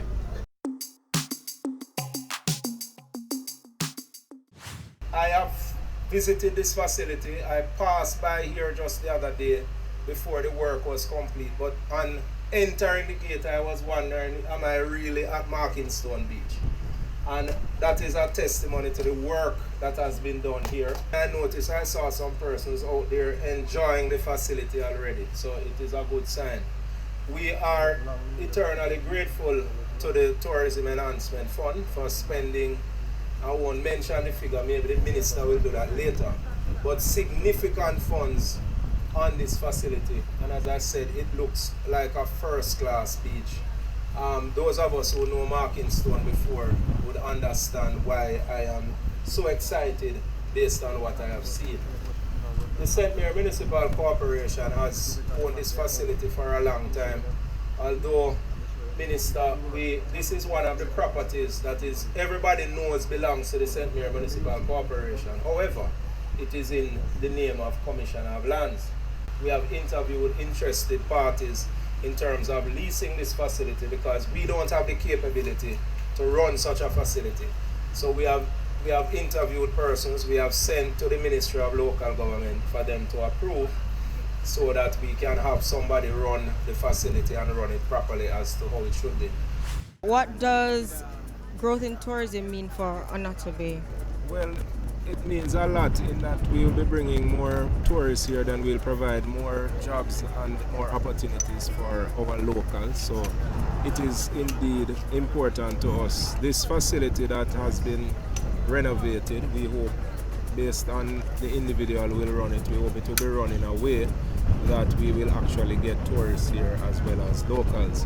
But apart from this facility alone, we are looking at other heritage tourism developments throughout the parish, and we took the minister on a tour of an area in Portmore, a very historic area, where we are trying to do a tour of that area.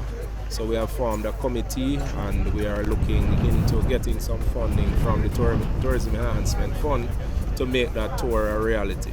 The corporation has authority to manage the beach. How will the upkeep be guided? The upkeep will be guided by statuses under the Local Governance Act and also our act in relation to our Building Act, the Town and Country Planning Act. We use all of those because as a local building authority, local planning authority, we also work along with other state agencies to manage our beaches, to manage our public spaces. So not only us will be responsible for the management of the beach, but we will also be using guidelines from other state agencies. We'll ensure that the park has the requisite number of lifeguards, has the requisite safety facilities in place, for example, your backboards, your first aid kits, as I said, your lifeguards. As you can see, the lifeguard stands are already here. So we are ensuring that the safety of the members, not only of the workers, but of the general public, are taken into consideration, the security of the site in itself. We're going to ensure that the beach and itself will be developed into a recreational space, a park, so that the locals for not only Onoto Bay but the greater St. Mary will also be served and our visitors to this country. What other important purpose does this transformation serve for the people of Onoto Bay? It serves a very important purpose because it is an active open space. It's somewhere that you'll need for relaxation and rejuvenation because you work in a very stressful environment no matter where it is, and you are going to need a space where you can relax, you can congregate with your family, with your friends. So this is a facility that is needed for any community to fully develop an active open space area. This, I believe, is one of the premier sites in this area. It is not only going to be used as a beach park in itself, it's one of the areas that is going to be used, for example, like for your parties, because it is a little outside of the town, so you won't have that congestion in the town itself. So it will be used for that sort of facilities. It is well-needed facility, and we will endeavor to not only maintain as it is right now, but we'll also be developing for other facilities within this area. We're gonna go for a break, but when we return, more from the Marking Stone Beach in Onoto Bay, St. Mary.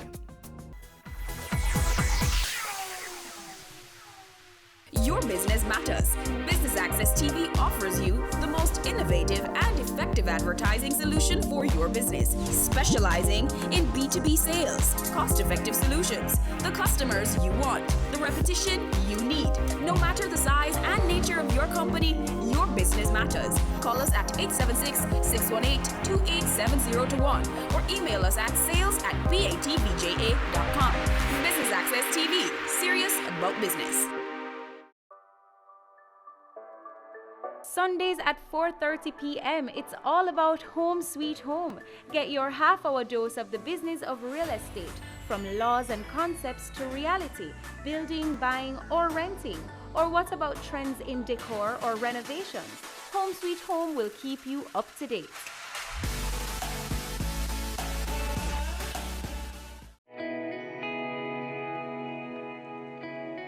Every day you wake up, you have another opportunity to make this little island better, safer, a place where we all can be proud to call home. It's time we all recognize that every little thing we do has an impact on the Jamaica we live in now and the country we're leaving for our children. So promise me this, promise yourself this: no more will we tolerate criminals, even if it's our relatives. Tell them they're doing something wrong. Tell them to stop. Tell them no more robbing our children of the Jamaica they deserve. Tell them no more crime.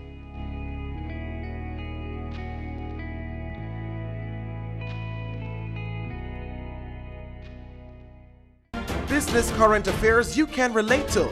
Frank, credible discussion. On point, dissecting the issues, offering solutions to Jamaica's challenges. On Point, Thursdays at 8 p.m. on Business Access TV.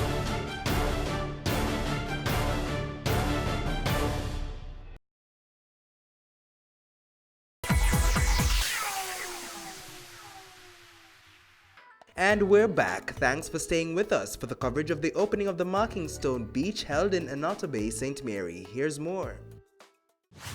You know, it also gives me great pride and a pleasure to be here today. And why this is so, I was whispering in the ears of the minister that this beach here has a special place in my heart as well. I can't tell you why. I mean, I've told him why, and I told Bob also. I can't tell nobody else. But when I was a little boy, I used to come to this beach regularly, and then when I became a young man, I used to come to this beach, but not just in the days, but in the nights as well. So you can understand what I'm talking about, right? Oh, yeah. But what is so pleasing is for the facility to be brought up to this level.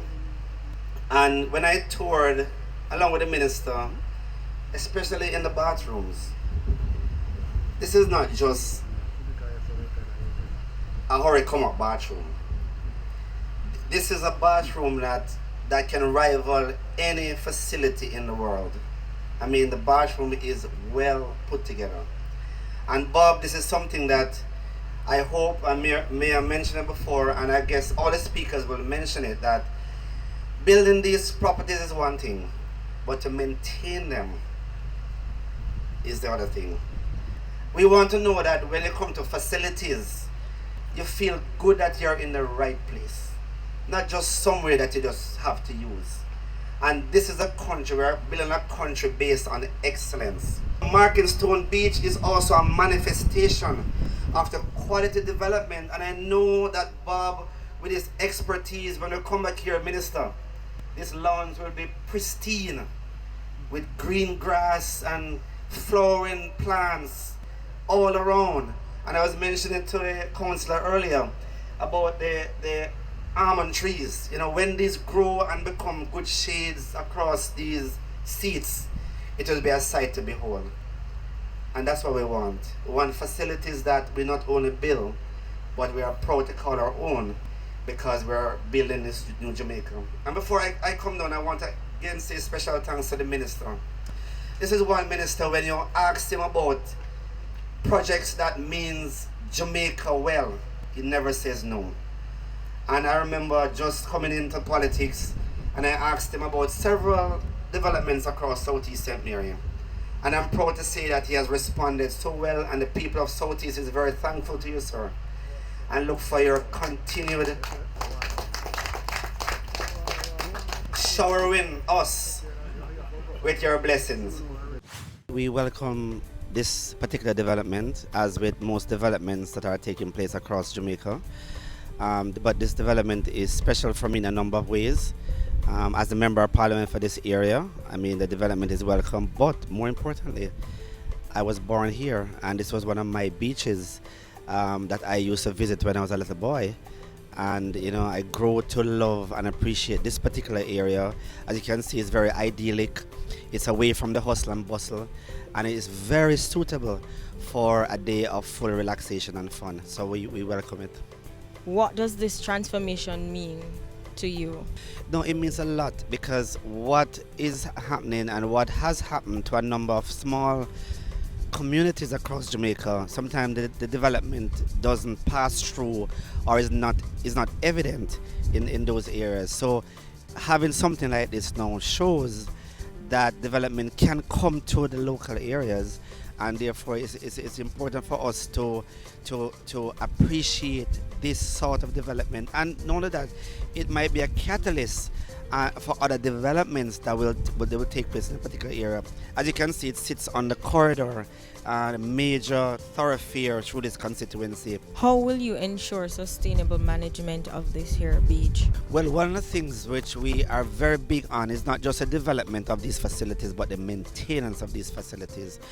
And what has happened so far, which is quite remarkable, we have had a number of persons, I get to understand, that were interested in this facility, and they've selected one such individual now who is from the area as well. So this is somebody from the area who not only has a business interest, but has a personal connection to it. So the facility is for us in Onoto Bay. I'd like to say thank you very much to the Minister, to TEF, and all the persons who have participated in this, to the Municipal Corporation, the Mayor, and the Councillor of this particular division, which is the Onoto Bay division, for their work in getting the facility to what it is, and we are happy for it, and I'm sure going forward the persons who will use the facility will also find that it is a welcome addition to what we have. There are a number of other things which are going to come about in Southeast St. Mary that I'd like to say will happen in a very short time. We're getting a number of things done finally in Southeast St. Mary because we believe that we can take our pride and rightful place in this development and this Jamaica that we are creating.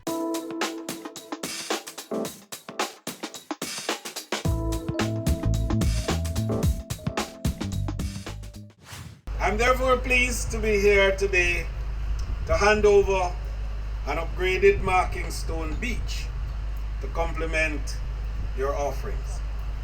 The beach was upgraded by the Tourism Enhancement Fund at a cost of $38.3 million as part of its National Beach Development Program. And I want to make the point that sometimes comments are made in advance of action known to begin. And the actions, when they follow, gives an impression as though they are being driven by another direction. But these series of beaches that we are going to be opening and handing over between now and the end of the year makes the story and tells the tale very well that this represents work done, activities in train, and now work completed and ready to be handed. So we have done the upgrading here, not on the basis of providing a beach facility, but on the basis of providing a complete entertainment facility and an attraction in its own right. And when you look at what is done here, and you see that we have constructed a guardhouse, 3 gazebos, well-appointed restrooms, and I want you to take note of that. When you finish, go and look in those restrooms. And that's what we're talking about, because it makes no sense to have a wonderful beach and a beautiful facility, nice eating areas, and then afterwards you go to another place. We want you to go to a place equally appointed and well prepared and fit for purpose. We have parking facilities as well as landscaping work, among other significant improvements that you will see. We recognize that beaches are a great resource of tourism.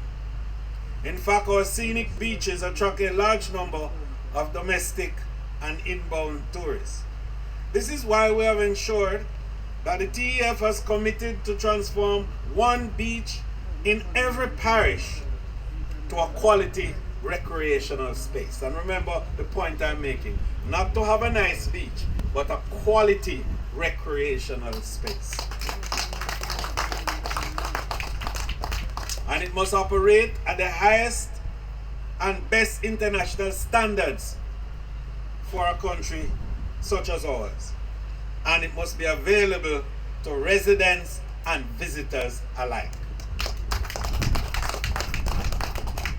So to date, we have spent $104 million for 3 beaches in the overall beach program. And the next one we will open properly is going to be licensed, where we spend $49 million to upgrade.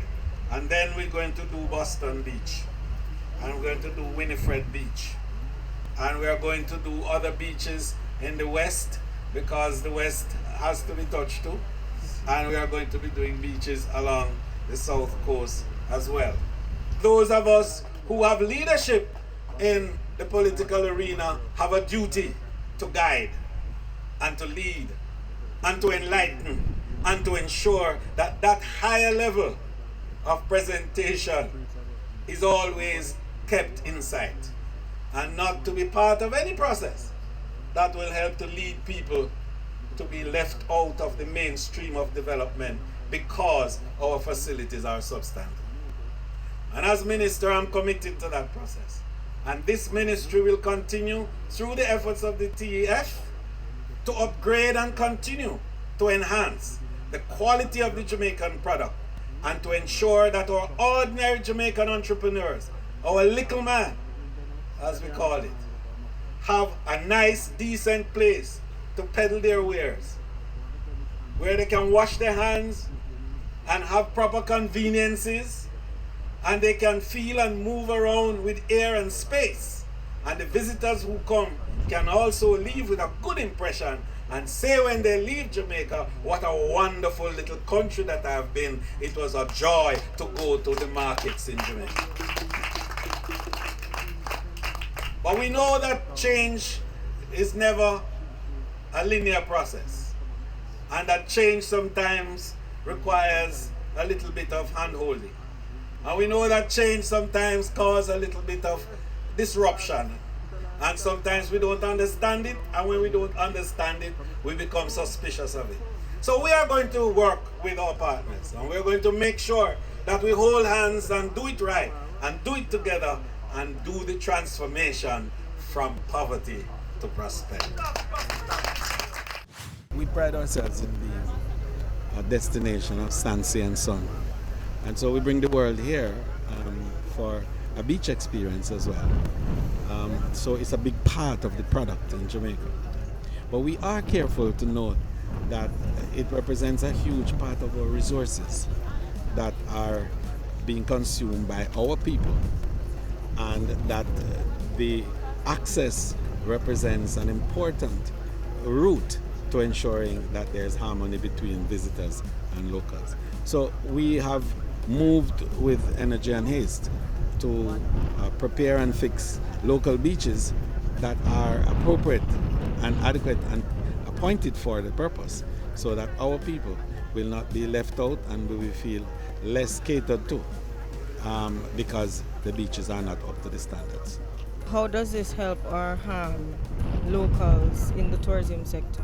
We are now looking at management to ensure that there is good management here, so that the maintenance of these facilities can be secured and the further upgrading of what we have can be realized. Who is responsible for the management, and how will it be guided? Well, we developed the beach on behalf of the St. Mary Municipal Corporation.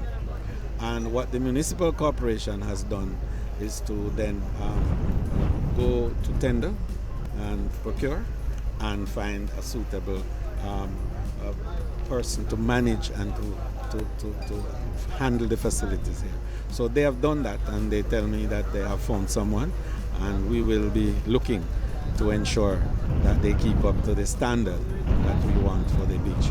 How much of a challenge was the transformation for this beach in particular? It truly was a challenge, because as you can see, this is just a dust bowl. That's what it was.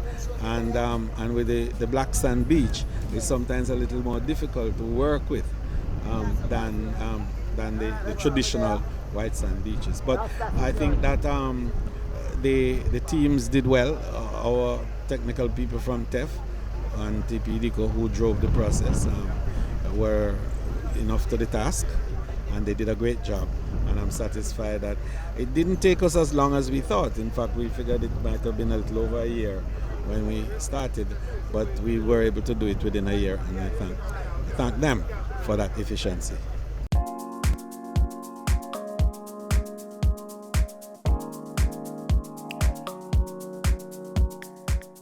And that brings to a close the official opening of Markingstone Beach here in Annotto Bay, St. Mary. I'm Javon Keys for Business Access TV, serious about business.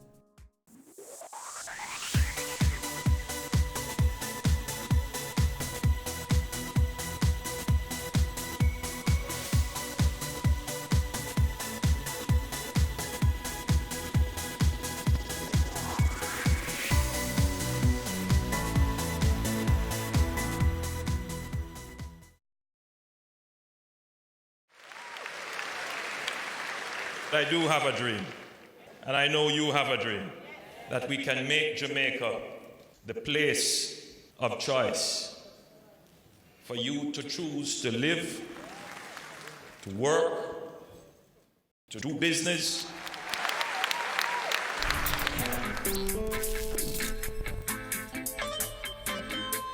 We are going for the Jamaica we want.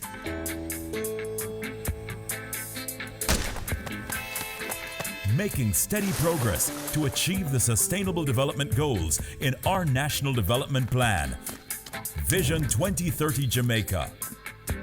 We have teamed up with valued partners, working through strong institutions to reduce inequalities in our society. We commit to being responsible in our production and consumption, ensuring we build sustainable communities in harmony with nature. Jamaica is making significant strides in providing quality, lifelong education for all, enabling our people to be engaged in decent work to drive economic growth, equipping men and women with the skills to build resilient infrastructure, promote sustainable industry, foster innovation, and utilize new technologies. Urgent action is being taken to manage natural resources responsibly, protecting clean water sources, ensuring access to water and sanitation for all, diversifying to alternative energy sources, conserving our environment, and sustaining life below water and on land. Jamaica is making moves to ensure healthy lifestyles for the well-being of our people. We're promoting sustainable agriculture to achieve food security, improve nutrition, and end extreme hunger, putting in the work to end poverty in all its forms. We're on track in achieving our Sustainable Development Goals through realizing our Vision 2030 Jamaica. We will leave no one behind. And I'm chilling right now, cause we're winning right now. Caring Hands Season 3 continues to effect change in a changing environment. Many of us were raised by grandmothers, right? So, I mean, we know the wisdom that these people have. Going beyond business. The little leaders of today are our leaders of tomorrow. And with the proper education, we'll have very good leadership coming from that. That's Season 3 of Caring Hands, creating change and shaping lives, every Sunday at 5:30 p.m. on Business Access TV.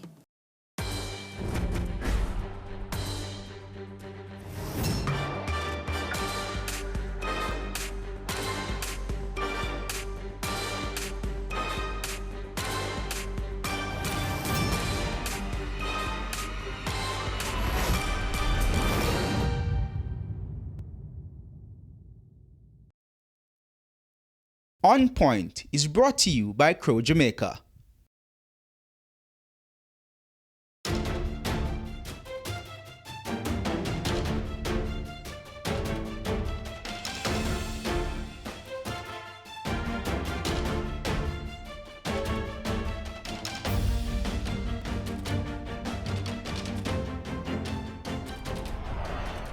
A very good evening and welcome to On Point. My name is Patria Kay. And I'm Dennis Chung. And we have a lot to talk about, Yes. Dennis. It's been an eventful week, certainly heading the list, Hurricane Dorian. Yeah, it was devastating. I mean, when you look at the video coming out of that, out of the islands, and seeing the waves crashing up against the front door of people and around their homes, and the wind, I mean, I cannot imagine 185 mile per hour wind. And that was actually sustained from about 5 o'clock on Sunday, or on Sunday. For all 48 the way hours, to almost 48 hours. Exactly. The actual sustained winds of 185 miles went up until about 3 o'clock Sunday morning, and then it was still Category 5 winds. I mean, I often make the analogy of the fastest you can drive legally on Highway 2000 is 68 miles per hour.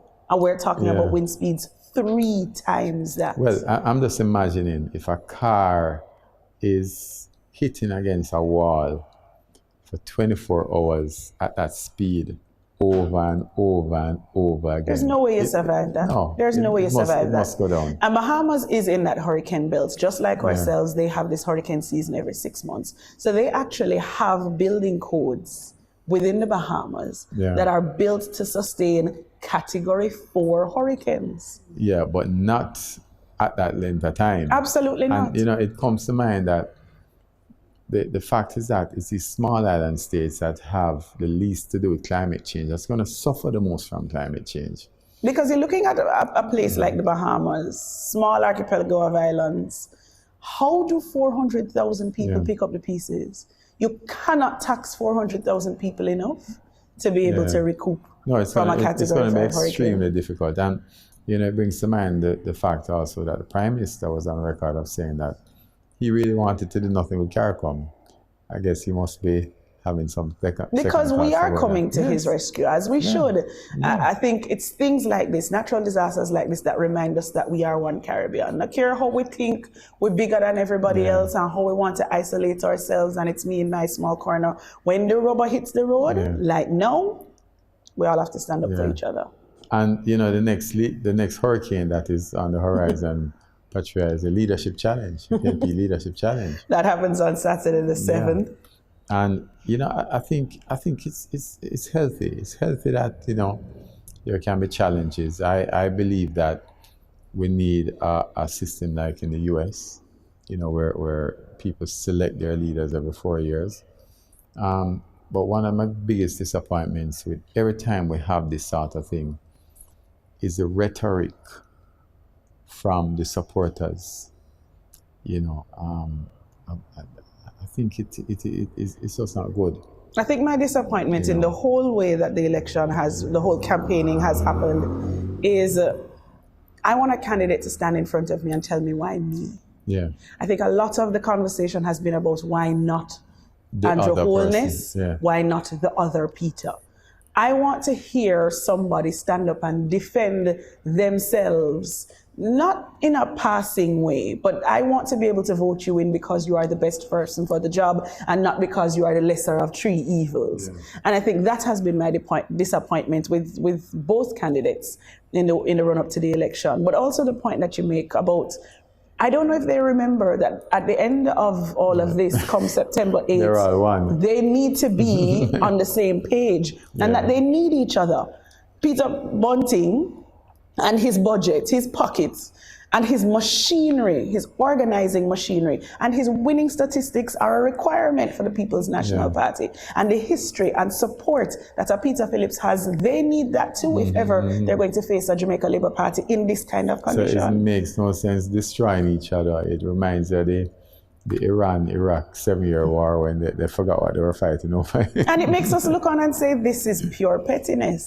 Because all of the mudslings that you do in a space where social media and access to information is aplenty, all the mudslinging that you do internally goes external. And the things that you say about your opposition, we're going to hear it. And we're going to carry it into the general election. So tread with caution.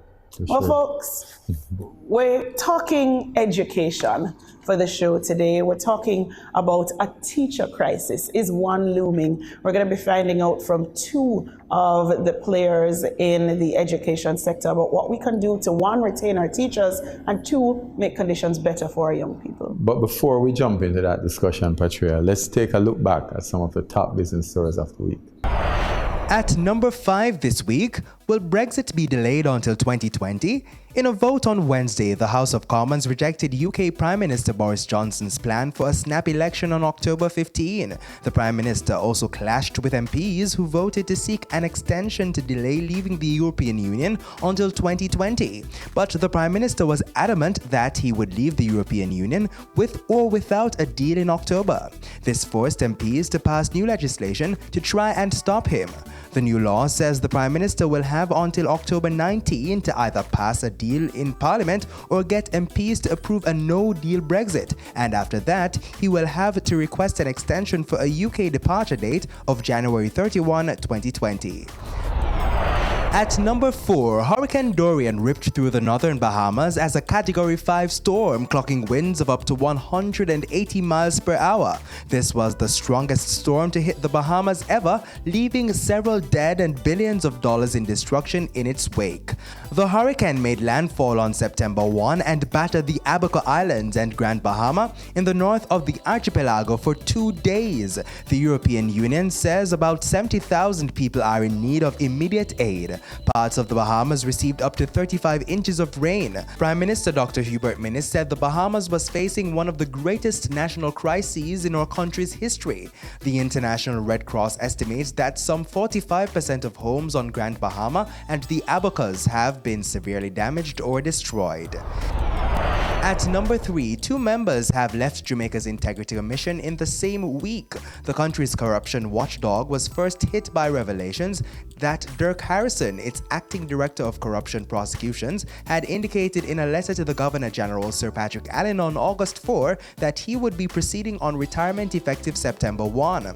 Then a few days later, Integrity Commission Chairman retired Justice Carl Harrison resigned, citing personal reasons for walking away. At number 2, the Gaston Brown-led government in Antigua and Barbuda appears to be at a standoff with the Republic Financial Holdings over the sale of Scotiabank's shares on the island. Reports say that the disagreement surrounds the amount of money the Republic Financial Holdings demanded from the government for the purchase of the Antigua branch.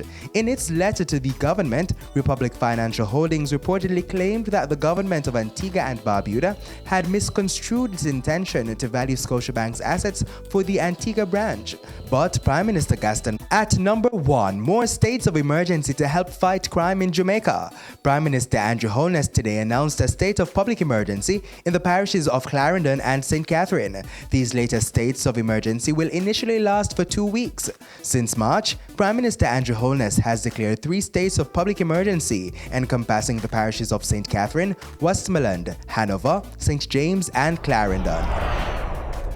When we come back, solving the teacher crisis, we're going to be hearing from the president of the Jamaica Teachers Association as well as principal of the Alice High School right here on Point after the break.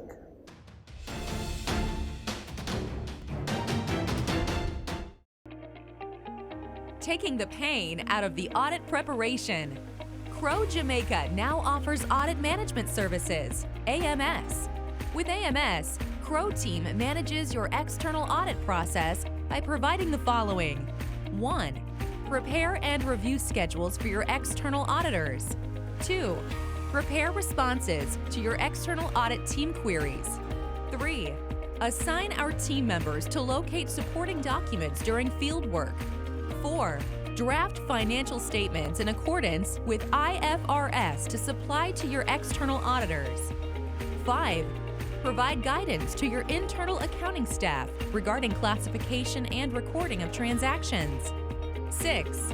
Review your general ledger for accuracy. 7. Prepare necessary journal entries. 8. Prepare fixed asset register. 9. Prepare accounting and operational manual for effective internal control. 10. Liaise with the company external auditors. We work with your team to achieve timely and effective external audits, resulting in timely completion of your audited financial statement, while your current staff focuses on their daily activities. Contact us, info@crowhorwath.com.jm. Website, www.crow.com/jm.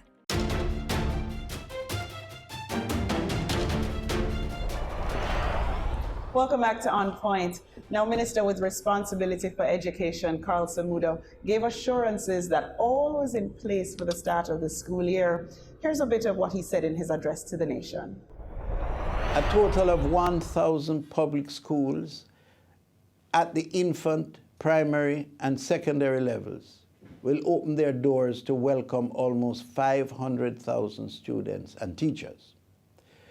Rest assured that the Ministry of Education has worked very hard to ensure that we will have a smooth start to this new school year. Funds have been provided and sent to all primary and secondary schools. The ministry will be providing a total of $11 billion to all schools to underwrite their operational expenses, including the provision of lunches for students on path. All shortages of school furniture have been addressed. Indeed, 32,000 pieces of furniture have been ordered. Additionally, 8,000 pieces have been repaired. In addition, 30 schools have been provided with funds to purchase their own furniture. Over 90% of our schools have had minor repairs completed. The ministry is mindful of the urgent need to make breakfast available to students on path. And this year, sanitation, especially in rural areas. In this regard, an amount of $380 million have been provided for 8 parishes. This is an increase of $180 million over last year. All books required to satisfy the curriculum needs have been purchased and delivered at a cost of $800 million. Arrangements have been made for schools to be provided with water tanks where necessary. We expect this to be completed within the next few months. We are also working with the NWC and the Rural Water Supply Limited to ensure that a more consistent supply of water is provided to all schools. The government's policy on the non-mandatory payment of school fees remains unchanged. No child is to be discriminated against or denied access to their education because of an inability by their parents to make a contribution. With God's help and hard work, I am confident that our children will achieve great success this year. And now to talk more about the reality on the ground as we kick off the 2019-2020 academic year, we're now joined by the President of the Jamaica Teachers Association, Mr. Owen Speed, and Principal of Yallahs High, Mark Malava. Gentlemen. Thank you very much. Let me start with you, JTA President. School year has started. How has it started in your estimation? In my estimation, we could say it started fairly well. We had some hiccups in terms of transportation on the first day in some parishes. Well, just a few parishes though.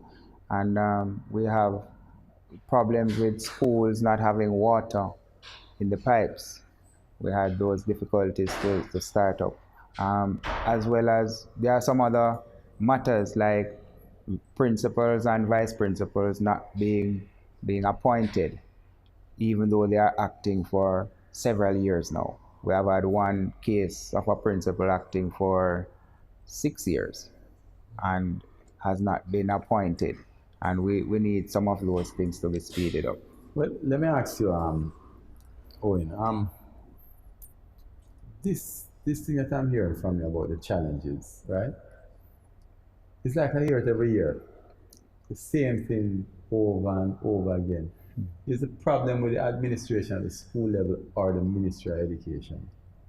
It could be a little bit of both, but it's more so coming from the side of the Ministry of Education. And I say so because there are times, for example, when the forms are sent down, all the documents are sent in, and then you return to the ministry only to hear, or when month end, you find that you're not getting any pay accordingly, the proper remuneration kind of thing, or no pay at all, and then you are hearing that, oh, you didn't send this documentary. They are making some efforts. Let's just put the facts out there that they are making some effort. We can see a little bit of improvement, especially at Region 1 for sure. We are seeing a little bit of improvement in those areas. But in terms of the water, I have said to them, I've been saying to them for the past year maybe, that the fact that the road work is something coming from government, then the government, the ministry, they should take charge of getting water into the schools. I want you to hold a thought on the water issue because it's something that we have to deal with in detail. I want to go back to some of those administrative issues that Dennis mentioned. The Ministry of Education is a hazard waiting to happen. Anybody who steps foot in that building and sees the mountain of paper and they're looking for a manila envelope with their information, you should be pressing from where you sit for that to change. And I am pressing, and you will hear me pressing more. I am happy to be the president going from 2019 into 2020, because 2020 means something to me. It means perfect vision. And we are looking out for changes in the system, significant changes in the system, landmark changes, because the database that they have there, in fact, we want them to have a database, let's put it that way, because as you said, paper works in the main. So, Mark, following up on that, I mean, how do you as principal deal with this sort of situation? It must hamper your activities at the school. It does hamper things from an administrative standpoint. I certainly can understand where Mr. Speed is coming from. I have had those experiences myself. Let's take, for example, that you are beginning the school year, you have recruited teachers, you have gotten the documentation in, you have sent it down to the ministry. From me, for example, I have to travel to Portland from St. Thomas to drop off Physical paperwork. To drop off those documents. By the time it gets routed through the system to go over to central ministry, 2, 3, 4 months would have passed and teachers would not have gotten their salaries. New teachers, sometimes just coming out of fresh out of teachers college, just ready to start life, don't have any reserve money in their bank account to rock back on. You know, it does dampen their spirit, especially when they come very enthused and ready to really jump in. But month one passes, September passes, you don't get the salary. Second month passes, you don't get the salary. You're down in November, December still. And I have had experience where I had a teacher going 5 months without a salary from the Ministry of Education. Because paperwork was missing? Because there were different issues. At one point, for the most part, it got stuck in the ministry on someone's desk, not moving. When we made the checks, we were told it was sent up. Lo and behold, I was at the ministry. And you're talking about the 21st century when we have computers. And we're talking about 21st century. I was at the ministry standing beside the gentleman. And when I asked my secretary to call the ministry to find out, they said that they had sent it up when he indicated no. The amount of money that you spend on paper, we could buy lots more tanks, we could provide some buses for transportation, there are inefficiencies that certainly as the JTA president, as a principal, what can you agitate for from where you sit? Well, certainly from my standpoint, I believe the ministry needs to be a little bit more tech savvy. I believe they need to come up with a system in which you can upload the 503 forms, so that it is routed centrally to ministry. And you can track it. And you can track Nobody it. can say it's on somebody's desk and I don't know. Exactly. So you can, just like what happens with the British Embassy, you upload documents in certain spaces. Mm-hmm. So if it is that a document is outstanding, then the system will prompt you to say it will not be sent because this is outstanding, or you can override it to send these in the meantime based on discussions that you may have. So is it that when the problem is the leadership at the ministry? And when I say leadership, I don't mean the policy level of the minister, because this is something that cuts across administration. Yes. So it must be something wrong with the administrative leadership there, and maybe we need to look to new leadership. It's systematic. It's not just about a 30 years, and this has been going on. It's frustrating to the stakeholders, the people, the teachers. It's frustrating to the administrators, because sometimes what you get is a backlash. As an administrator, you get a backlash from your subordinates, because they're saying, oh, I wonder if the principal doesn't like me, and that is why maybe he threw away the paper somewhere and didn't take it down. And we get that kind of thing going right through the system all the time. Mm-hmm. So they need to go electronic, allow people to even apply online. I think that's the way to go. And anywhere you are, you can pull up people's file rather than telling people that, oh, your file is missing. It should be on that database electronically. On this vein of administration, I do want to ask whether or not the name given to the current education minister, whether or not it has been a hindrance to your operations at all. A full-fledged education minister versus a minister with responsibility for education. Potato. I'm almost sure you hear me calling for it. I mean, I've been agitating for the Prime Minister to now name a minister. I think it is disrespectful, if you ask me. It's the only ministry in Jamaica that they would treat like this. And as far as I am concerned, this is a ministry that produces all professionals. What's the difference between a minister of education versus what Carl Samuda is now, a minister with responsibility for education? Let me just clear that, because right as it stands, the Minister of Education is the Prime Minister, right? And the interim minister cannot really put forward policies.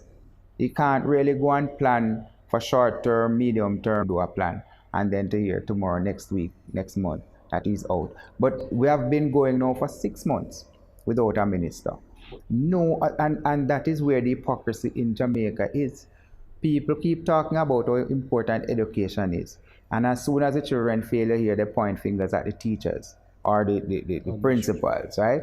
But we are seeing now that even from the top, and nobody's calling for a minister. Perhaps it is me not understanding, because I don't understand what the restraint is being minister with responsibility for versus a full-fledged named, as Royal Reid was Minister of Education. You wanted to say?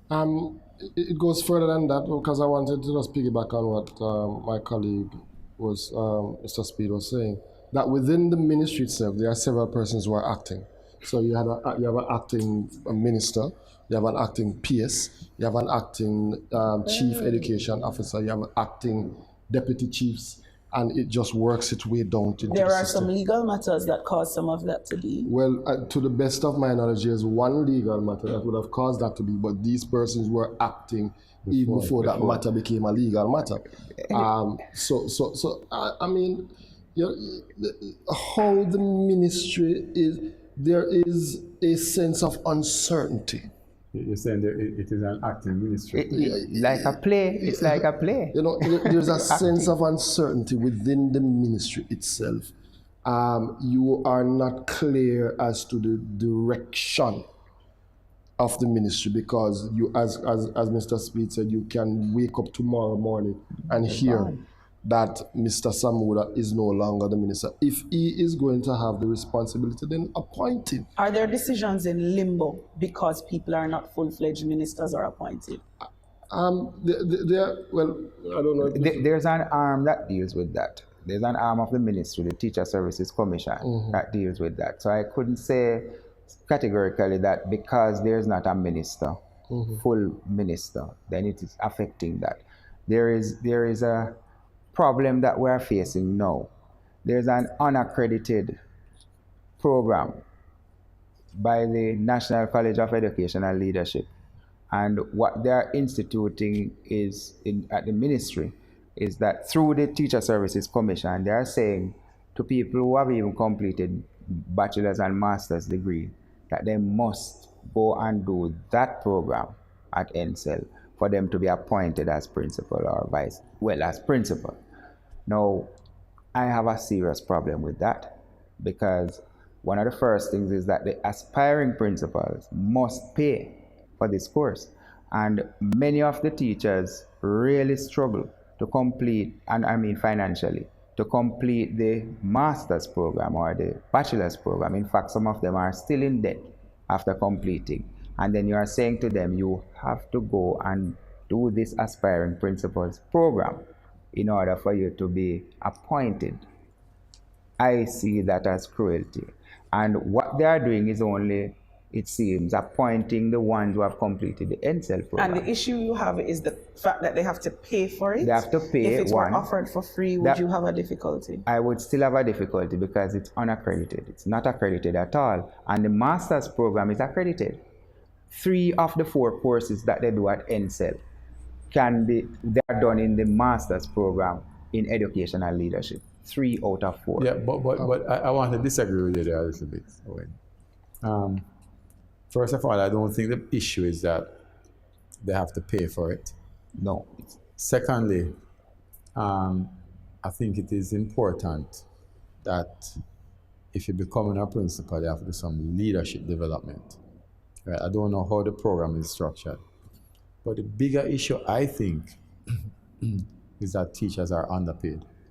Yeah. And I think that is the issue. Don't go and say that I want a free thing because I don't have any money. No. What we should do is say that we need to compensate our teachers better. And there are different ways to do that, right? But that, I think, is a fundamental issue. Let me put that into perspective, though, because, and just allow me a little. Yeah. I have a big problem if you are telling me to duplicate the courses that I've done before and paid for already. I have a problem with that because the courses that NCEL is putting forward, those courses, if you do just an ordinary educational leadership course for a bachelor's or a master's degree, you would have completed those already. If memory serves me correct, part of why NCEL came about was because there were some deficiencies in some of the school administrators that they recognized. So they weren't real. Perceived. There were because and I'm going from memory, and I don't want to misquote anybody. There were accounting issues, running the books. Yes, of a school. And that is another issue that I have too. That primary schools should be given bursaries. Because you have big primary schools out there, they're dealing with a large tuck shop, a large canteen, and all the receivables and so on come in. It's a whole lot of entries for a cash book. I want to bring in Mark, but you are not of the belief that there are gaps in the administrators of some schools. In terms of accounting. Not just accounting, how to be a good principal and run a tight ship. Well, certainly you'll have good principals and you'll have bad principals in anything at all, in any field. You will have some good ones and some bad ones. The fact of the matter, though, is that they did absolutely no research before coming up with NCEL. NCEL is just a program to sort of get up. We're spending $40 million per year to put on to run this college, and that 40 million could go to so many other things in education. Let me ask Mark, did you do that course? Yes, I've done the course. I did both programs. Both programs meaning the aspiring and the effective. Okay. But I wanted to make some corrections that Mr. Speed had said. One, you pay for the aspiring principals program, and not the effective principals program. So the aspiring principal program, in other words, you will not get into the interview unless you are in or have graduated from the program. Yeah? Repeat that, sir. You will not get into the interview. I want my listeners to be clear. Yeah. So there are two programs. There are two different programs. There's an aspiring principal. I am not a principal. Yeah. Yes. I am not a vice principal. No. I am a member of the academic staff. You could be a vice principal with aspirations to become principal one day. And you pay for that. Yes, so that is what you pay for. If you are a principal, then the effective principals program you do not pay for. All right. But that one helps existing principals do their job. In all fairness, the NCEL program emerged out of the Ray Davis report on education. I think it was 2001, when there were when the report highlighted some deficiencies within the system. Hold the thought. We're going to come back and talk about some of those deficiencies and where we go next, right here on Point.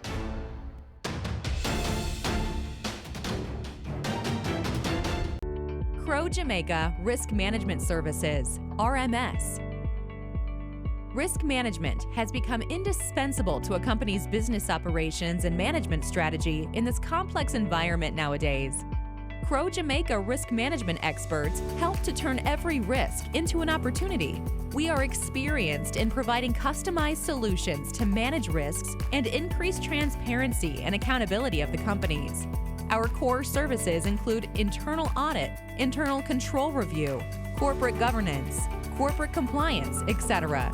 Our team can help you make smarter, more effective decisions. Let's have a conversation. Contact us at email people@crowjm.com, website www.crowjm.com.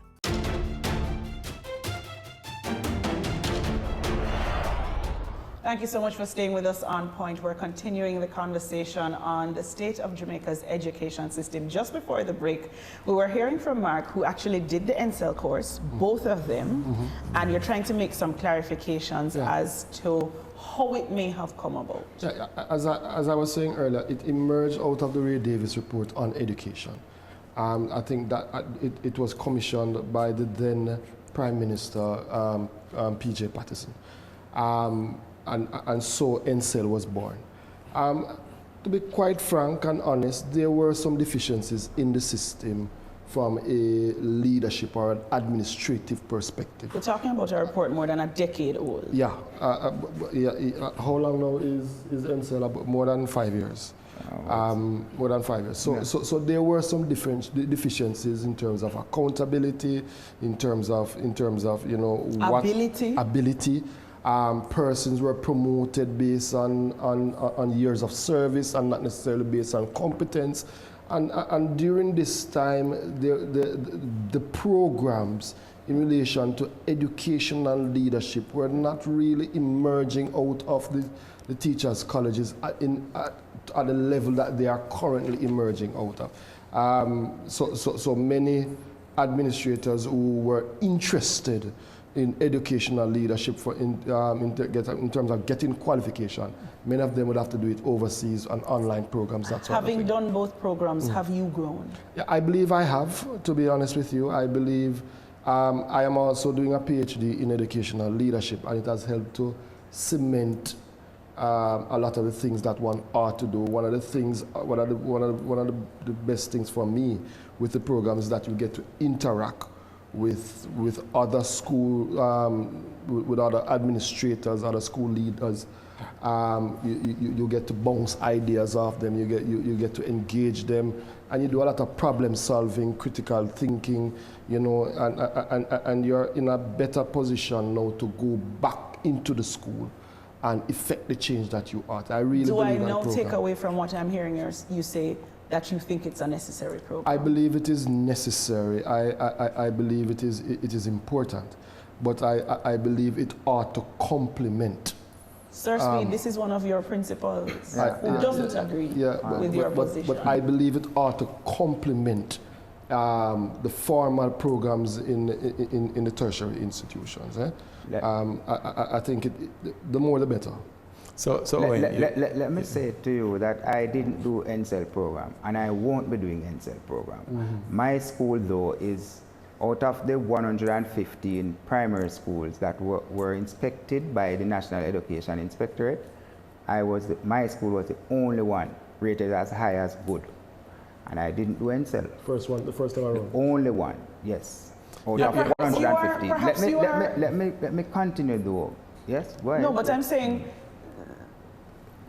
perhaps that is exactly the argument why the other principals may need training. No. If they are not passing the standards that are set, they need help. Listen, don't get me wrong, I am not against NSEL, What I am saying about NSEL is that you cannot be using it as a qualifying standard when the code of regulations. Why not? But let me say it.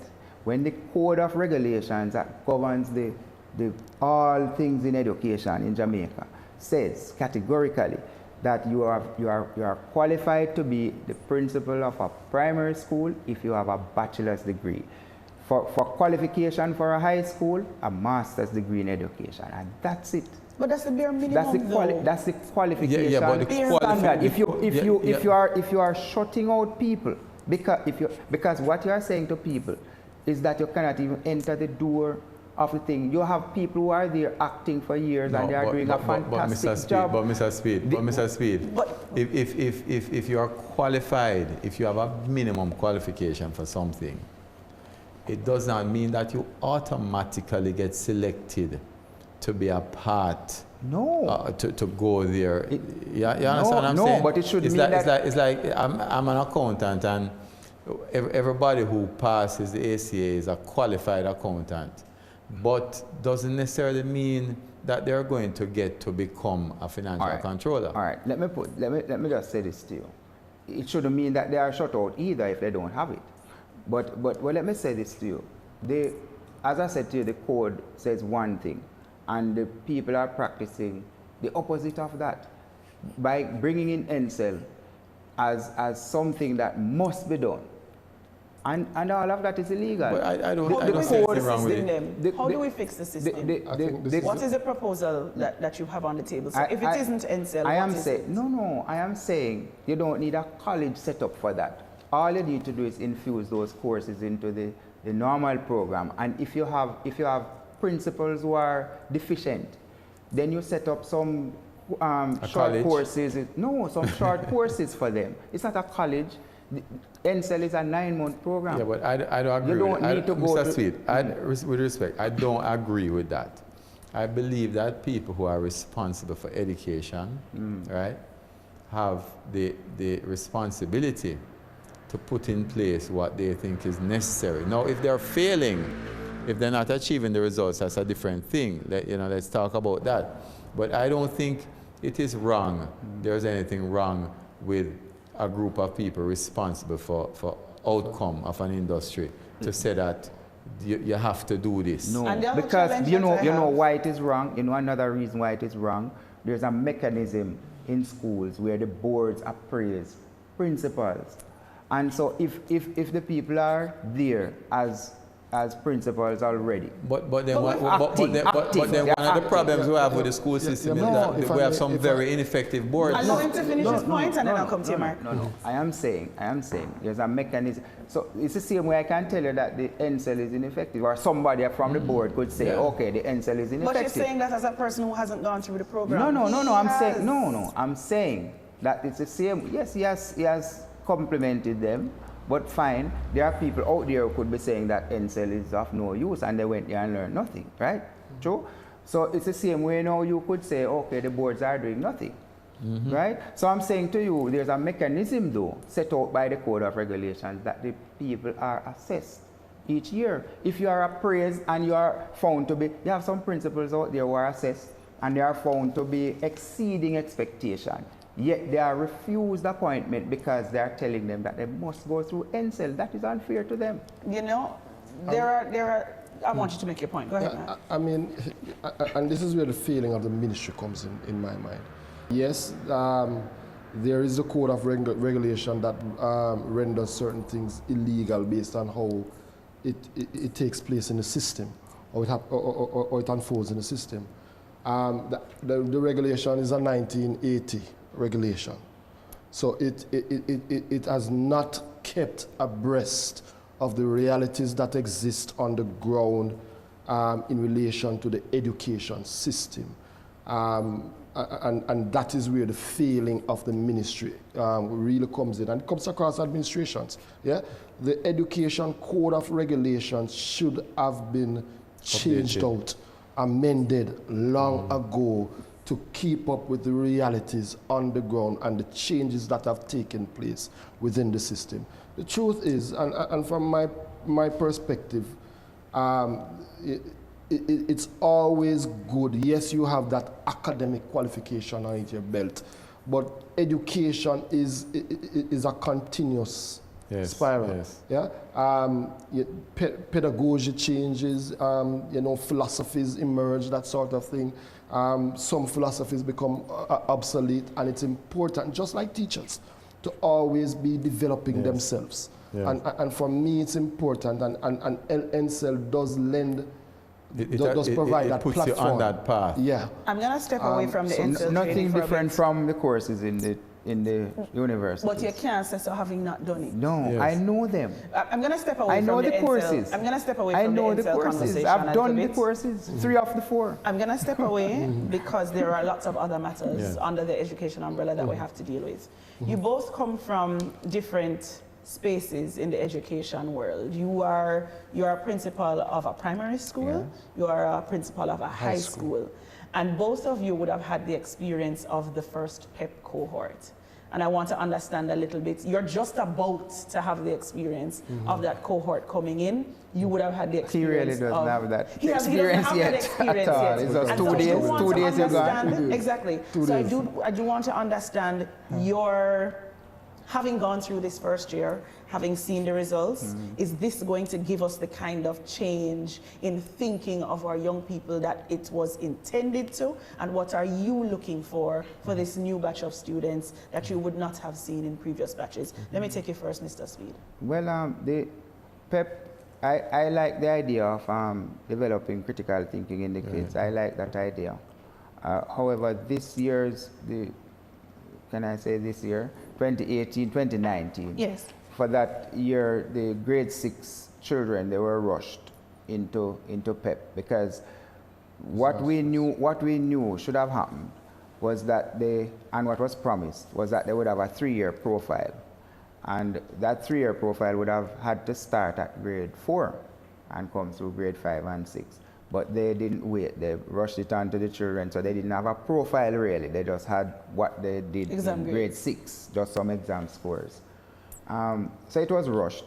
At the beginning of it, the exam, the teachers didn't have the curriculum guide at all. They didn't have any curriculum guide. So they had to go around the place and drop off curriculum guides on a Saturday and a Sunday at bars and all these places. Bars? Rushed, yes. Yeah, the piazzas, shop piazzas and so on. School closed, so they had to leave them and so that people get them. And it was out of my agitation too that they did that, because I was saying to them, you can't tell the teachers to teach and they don't know what to teach. They were adamant that they gave them on some thumb drives before. Half of the thumb drives couldn't be opened. Are your teachers better prepared for PEP September morning? Yes, they are. No, this set coming up, they will be better prepared. They would have been even much better prepared if these teachers had known the results of the performance task, for example, and all the other tests, because what they did was to produce some scale scores that nobody understands. So is it getting better though? The teachers are getting into a better rhythm now. Well, not just the teachers, but the whole children, the parents, yes, everything is getting better. I think it will. Let's talk about the children part. Are we seeing critical skills developing in these young people? I think it's too early to call. I mean, it's just a year really that it's been introduced. So you don't expect a big change from your first 4 months? Well, you see, I believe that PEP we could have gotten more out of PEP if it was better implemented. Certainly, as Mr. Speed said, it was rushed. The ministry was warned against rushing it. The former minister decided to push it through nonetheless. There were issues in terms of curriculum, teachers having that capacity to really teach that curriculum. There were issues in terms of resources. So this cohort, in terms of the implementation of PEP, I believe that we would have done them a disservice. It would have been better served if it was phased in over a period of time rather than just through the entire system. But then that all come back to where we started, that the administration and Ministry of Education needs some help. There were some major issues in that regard, and persons were warned. The persons who were on the front line of the education system had warned, do not do it this way. So let me ask though, with the incremental changes we're going to get year after year, am I expecting to see a graduating class of 2025 as a batch of thinkers? That's the objective of PEP. The jury is still out on it. But how are you going to implement that? Because you start them off as thinkers in grade 6. How do you pick up that baton in the high school and continue to encourage them to be that kind of critical thinker when there's no change at the high school level? Well, and that raises another issue. Certainly in terms of the high school level, I have referred it constantly as an apartheid education system, certainly at the high school. We now have what is known as the APS curriculum, You mean because of the traditional high schools and the... And upgrade high school. We now have what is known as the APS curriculum, where students are placed on pathways. Right. And it's really a failing of the primary school system, while the APS is a response. Alternative pathway is a response to that failing. Students are coming to the table at the developmental phase. When you look at their profile, many of the students who are sent to the problem is with certain deficiencies. And so it takes considerable, and we have not even gotten to the realm of critical thinking. We are talking about the basic level of literacy and numeracy. When you take these alternate pathways and you come out with a skill, you have a heart training, are there jobs out there for the people who are coming out with hairdressing and carpentry and engineering and I don't know, what are those things that you are teach them? And considering that the vast majority of your students will leave fifth form and go into the world of work, one, are they finding jobs, and two, are they ready to work? Well, you know, that's for me is another issue. In and of itself, my task as principal is to get them ready.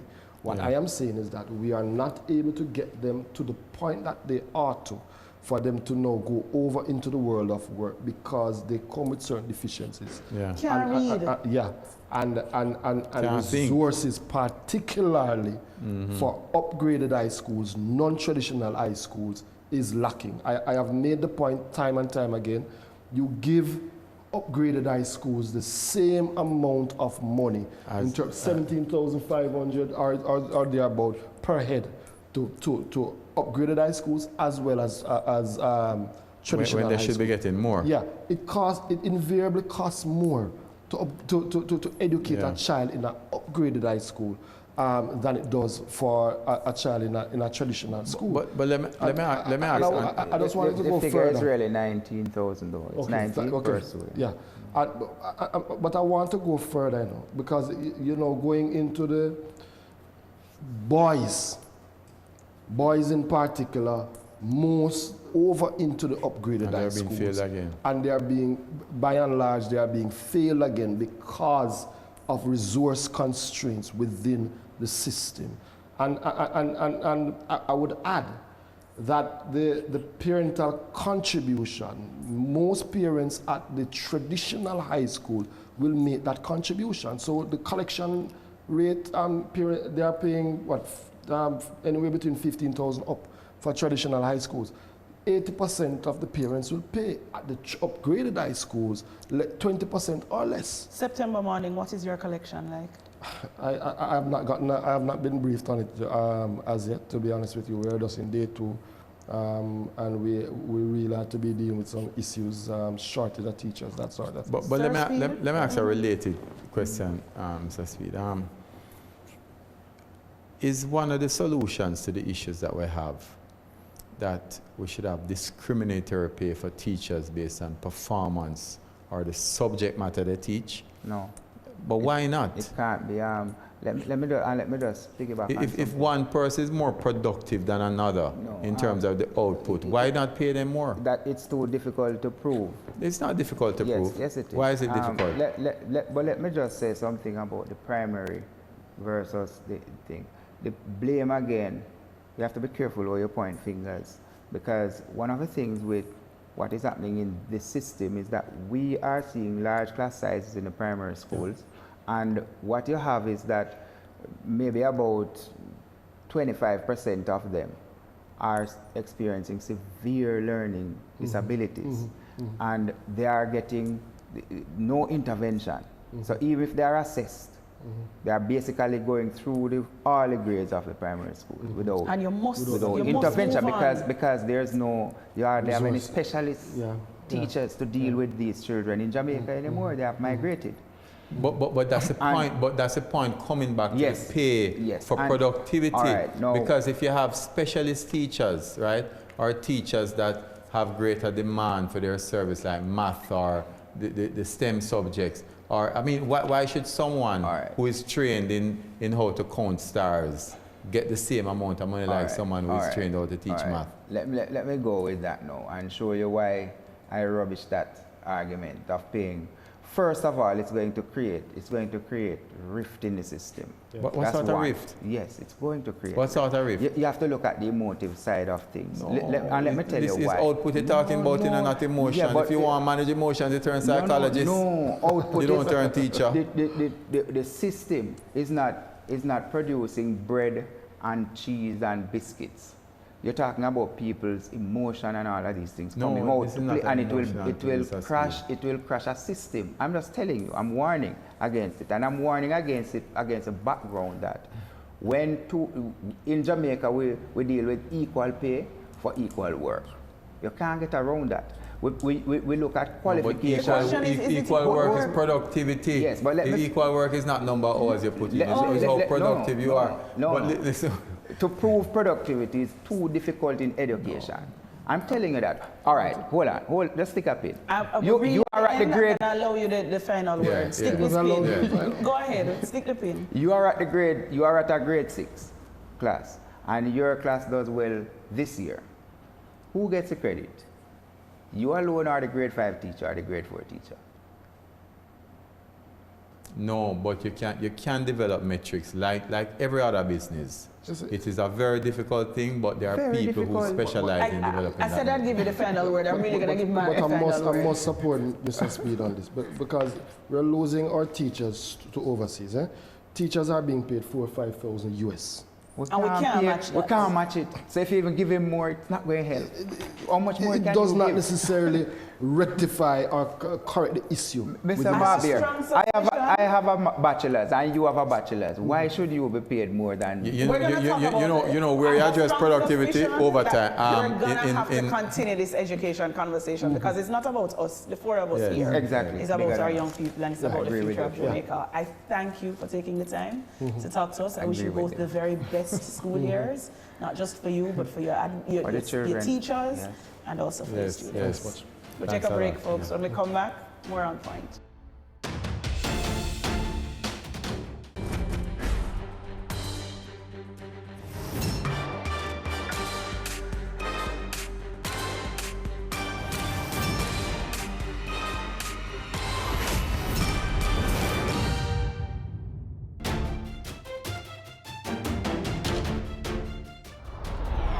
Welcome back to On Point.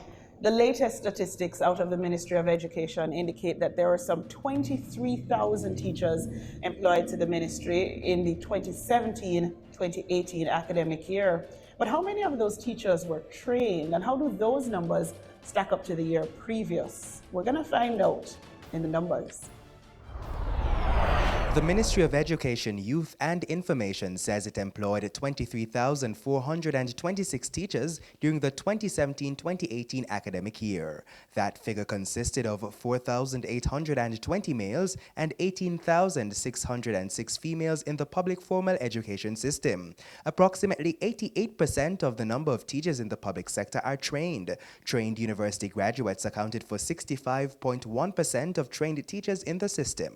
In infant schools and infant departments, approximately 93.6% of the teachers are trained. At the primary level, there were 9,557 teachers employed to teach some 213,312 students. There were 12,672 teachers employed at the secondary level, while in the area of special education, 424 teachers were employed in the institutions that responded to the census. And our On Point team hit the streets and asked Jamaicans, apart from an increase in salary, how can the Jamaican government better incentivize teachers to remain in the classroom?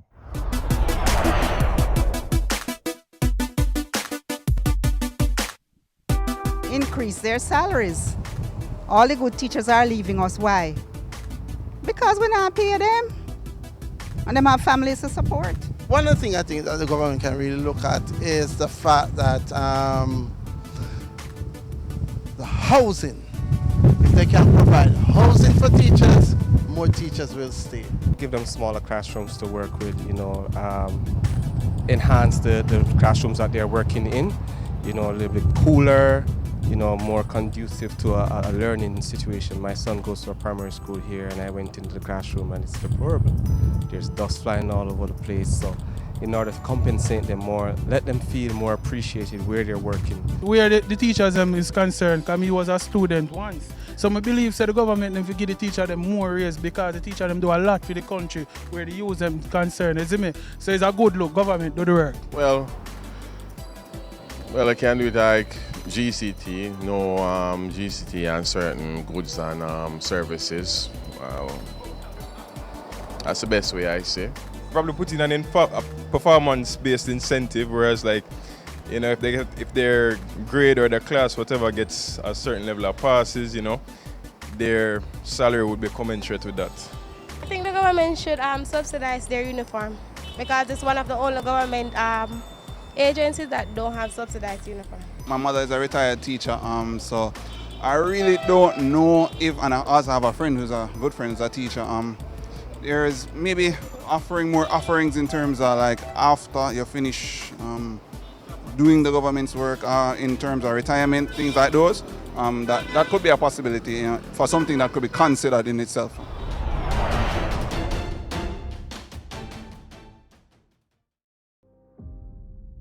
Corporate restructuring services. In today's evolving commercial and economic environment, businesses are continually seeking opportunities to manage operating costs and tax positions, as well as contain cash expenditures.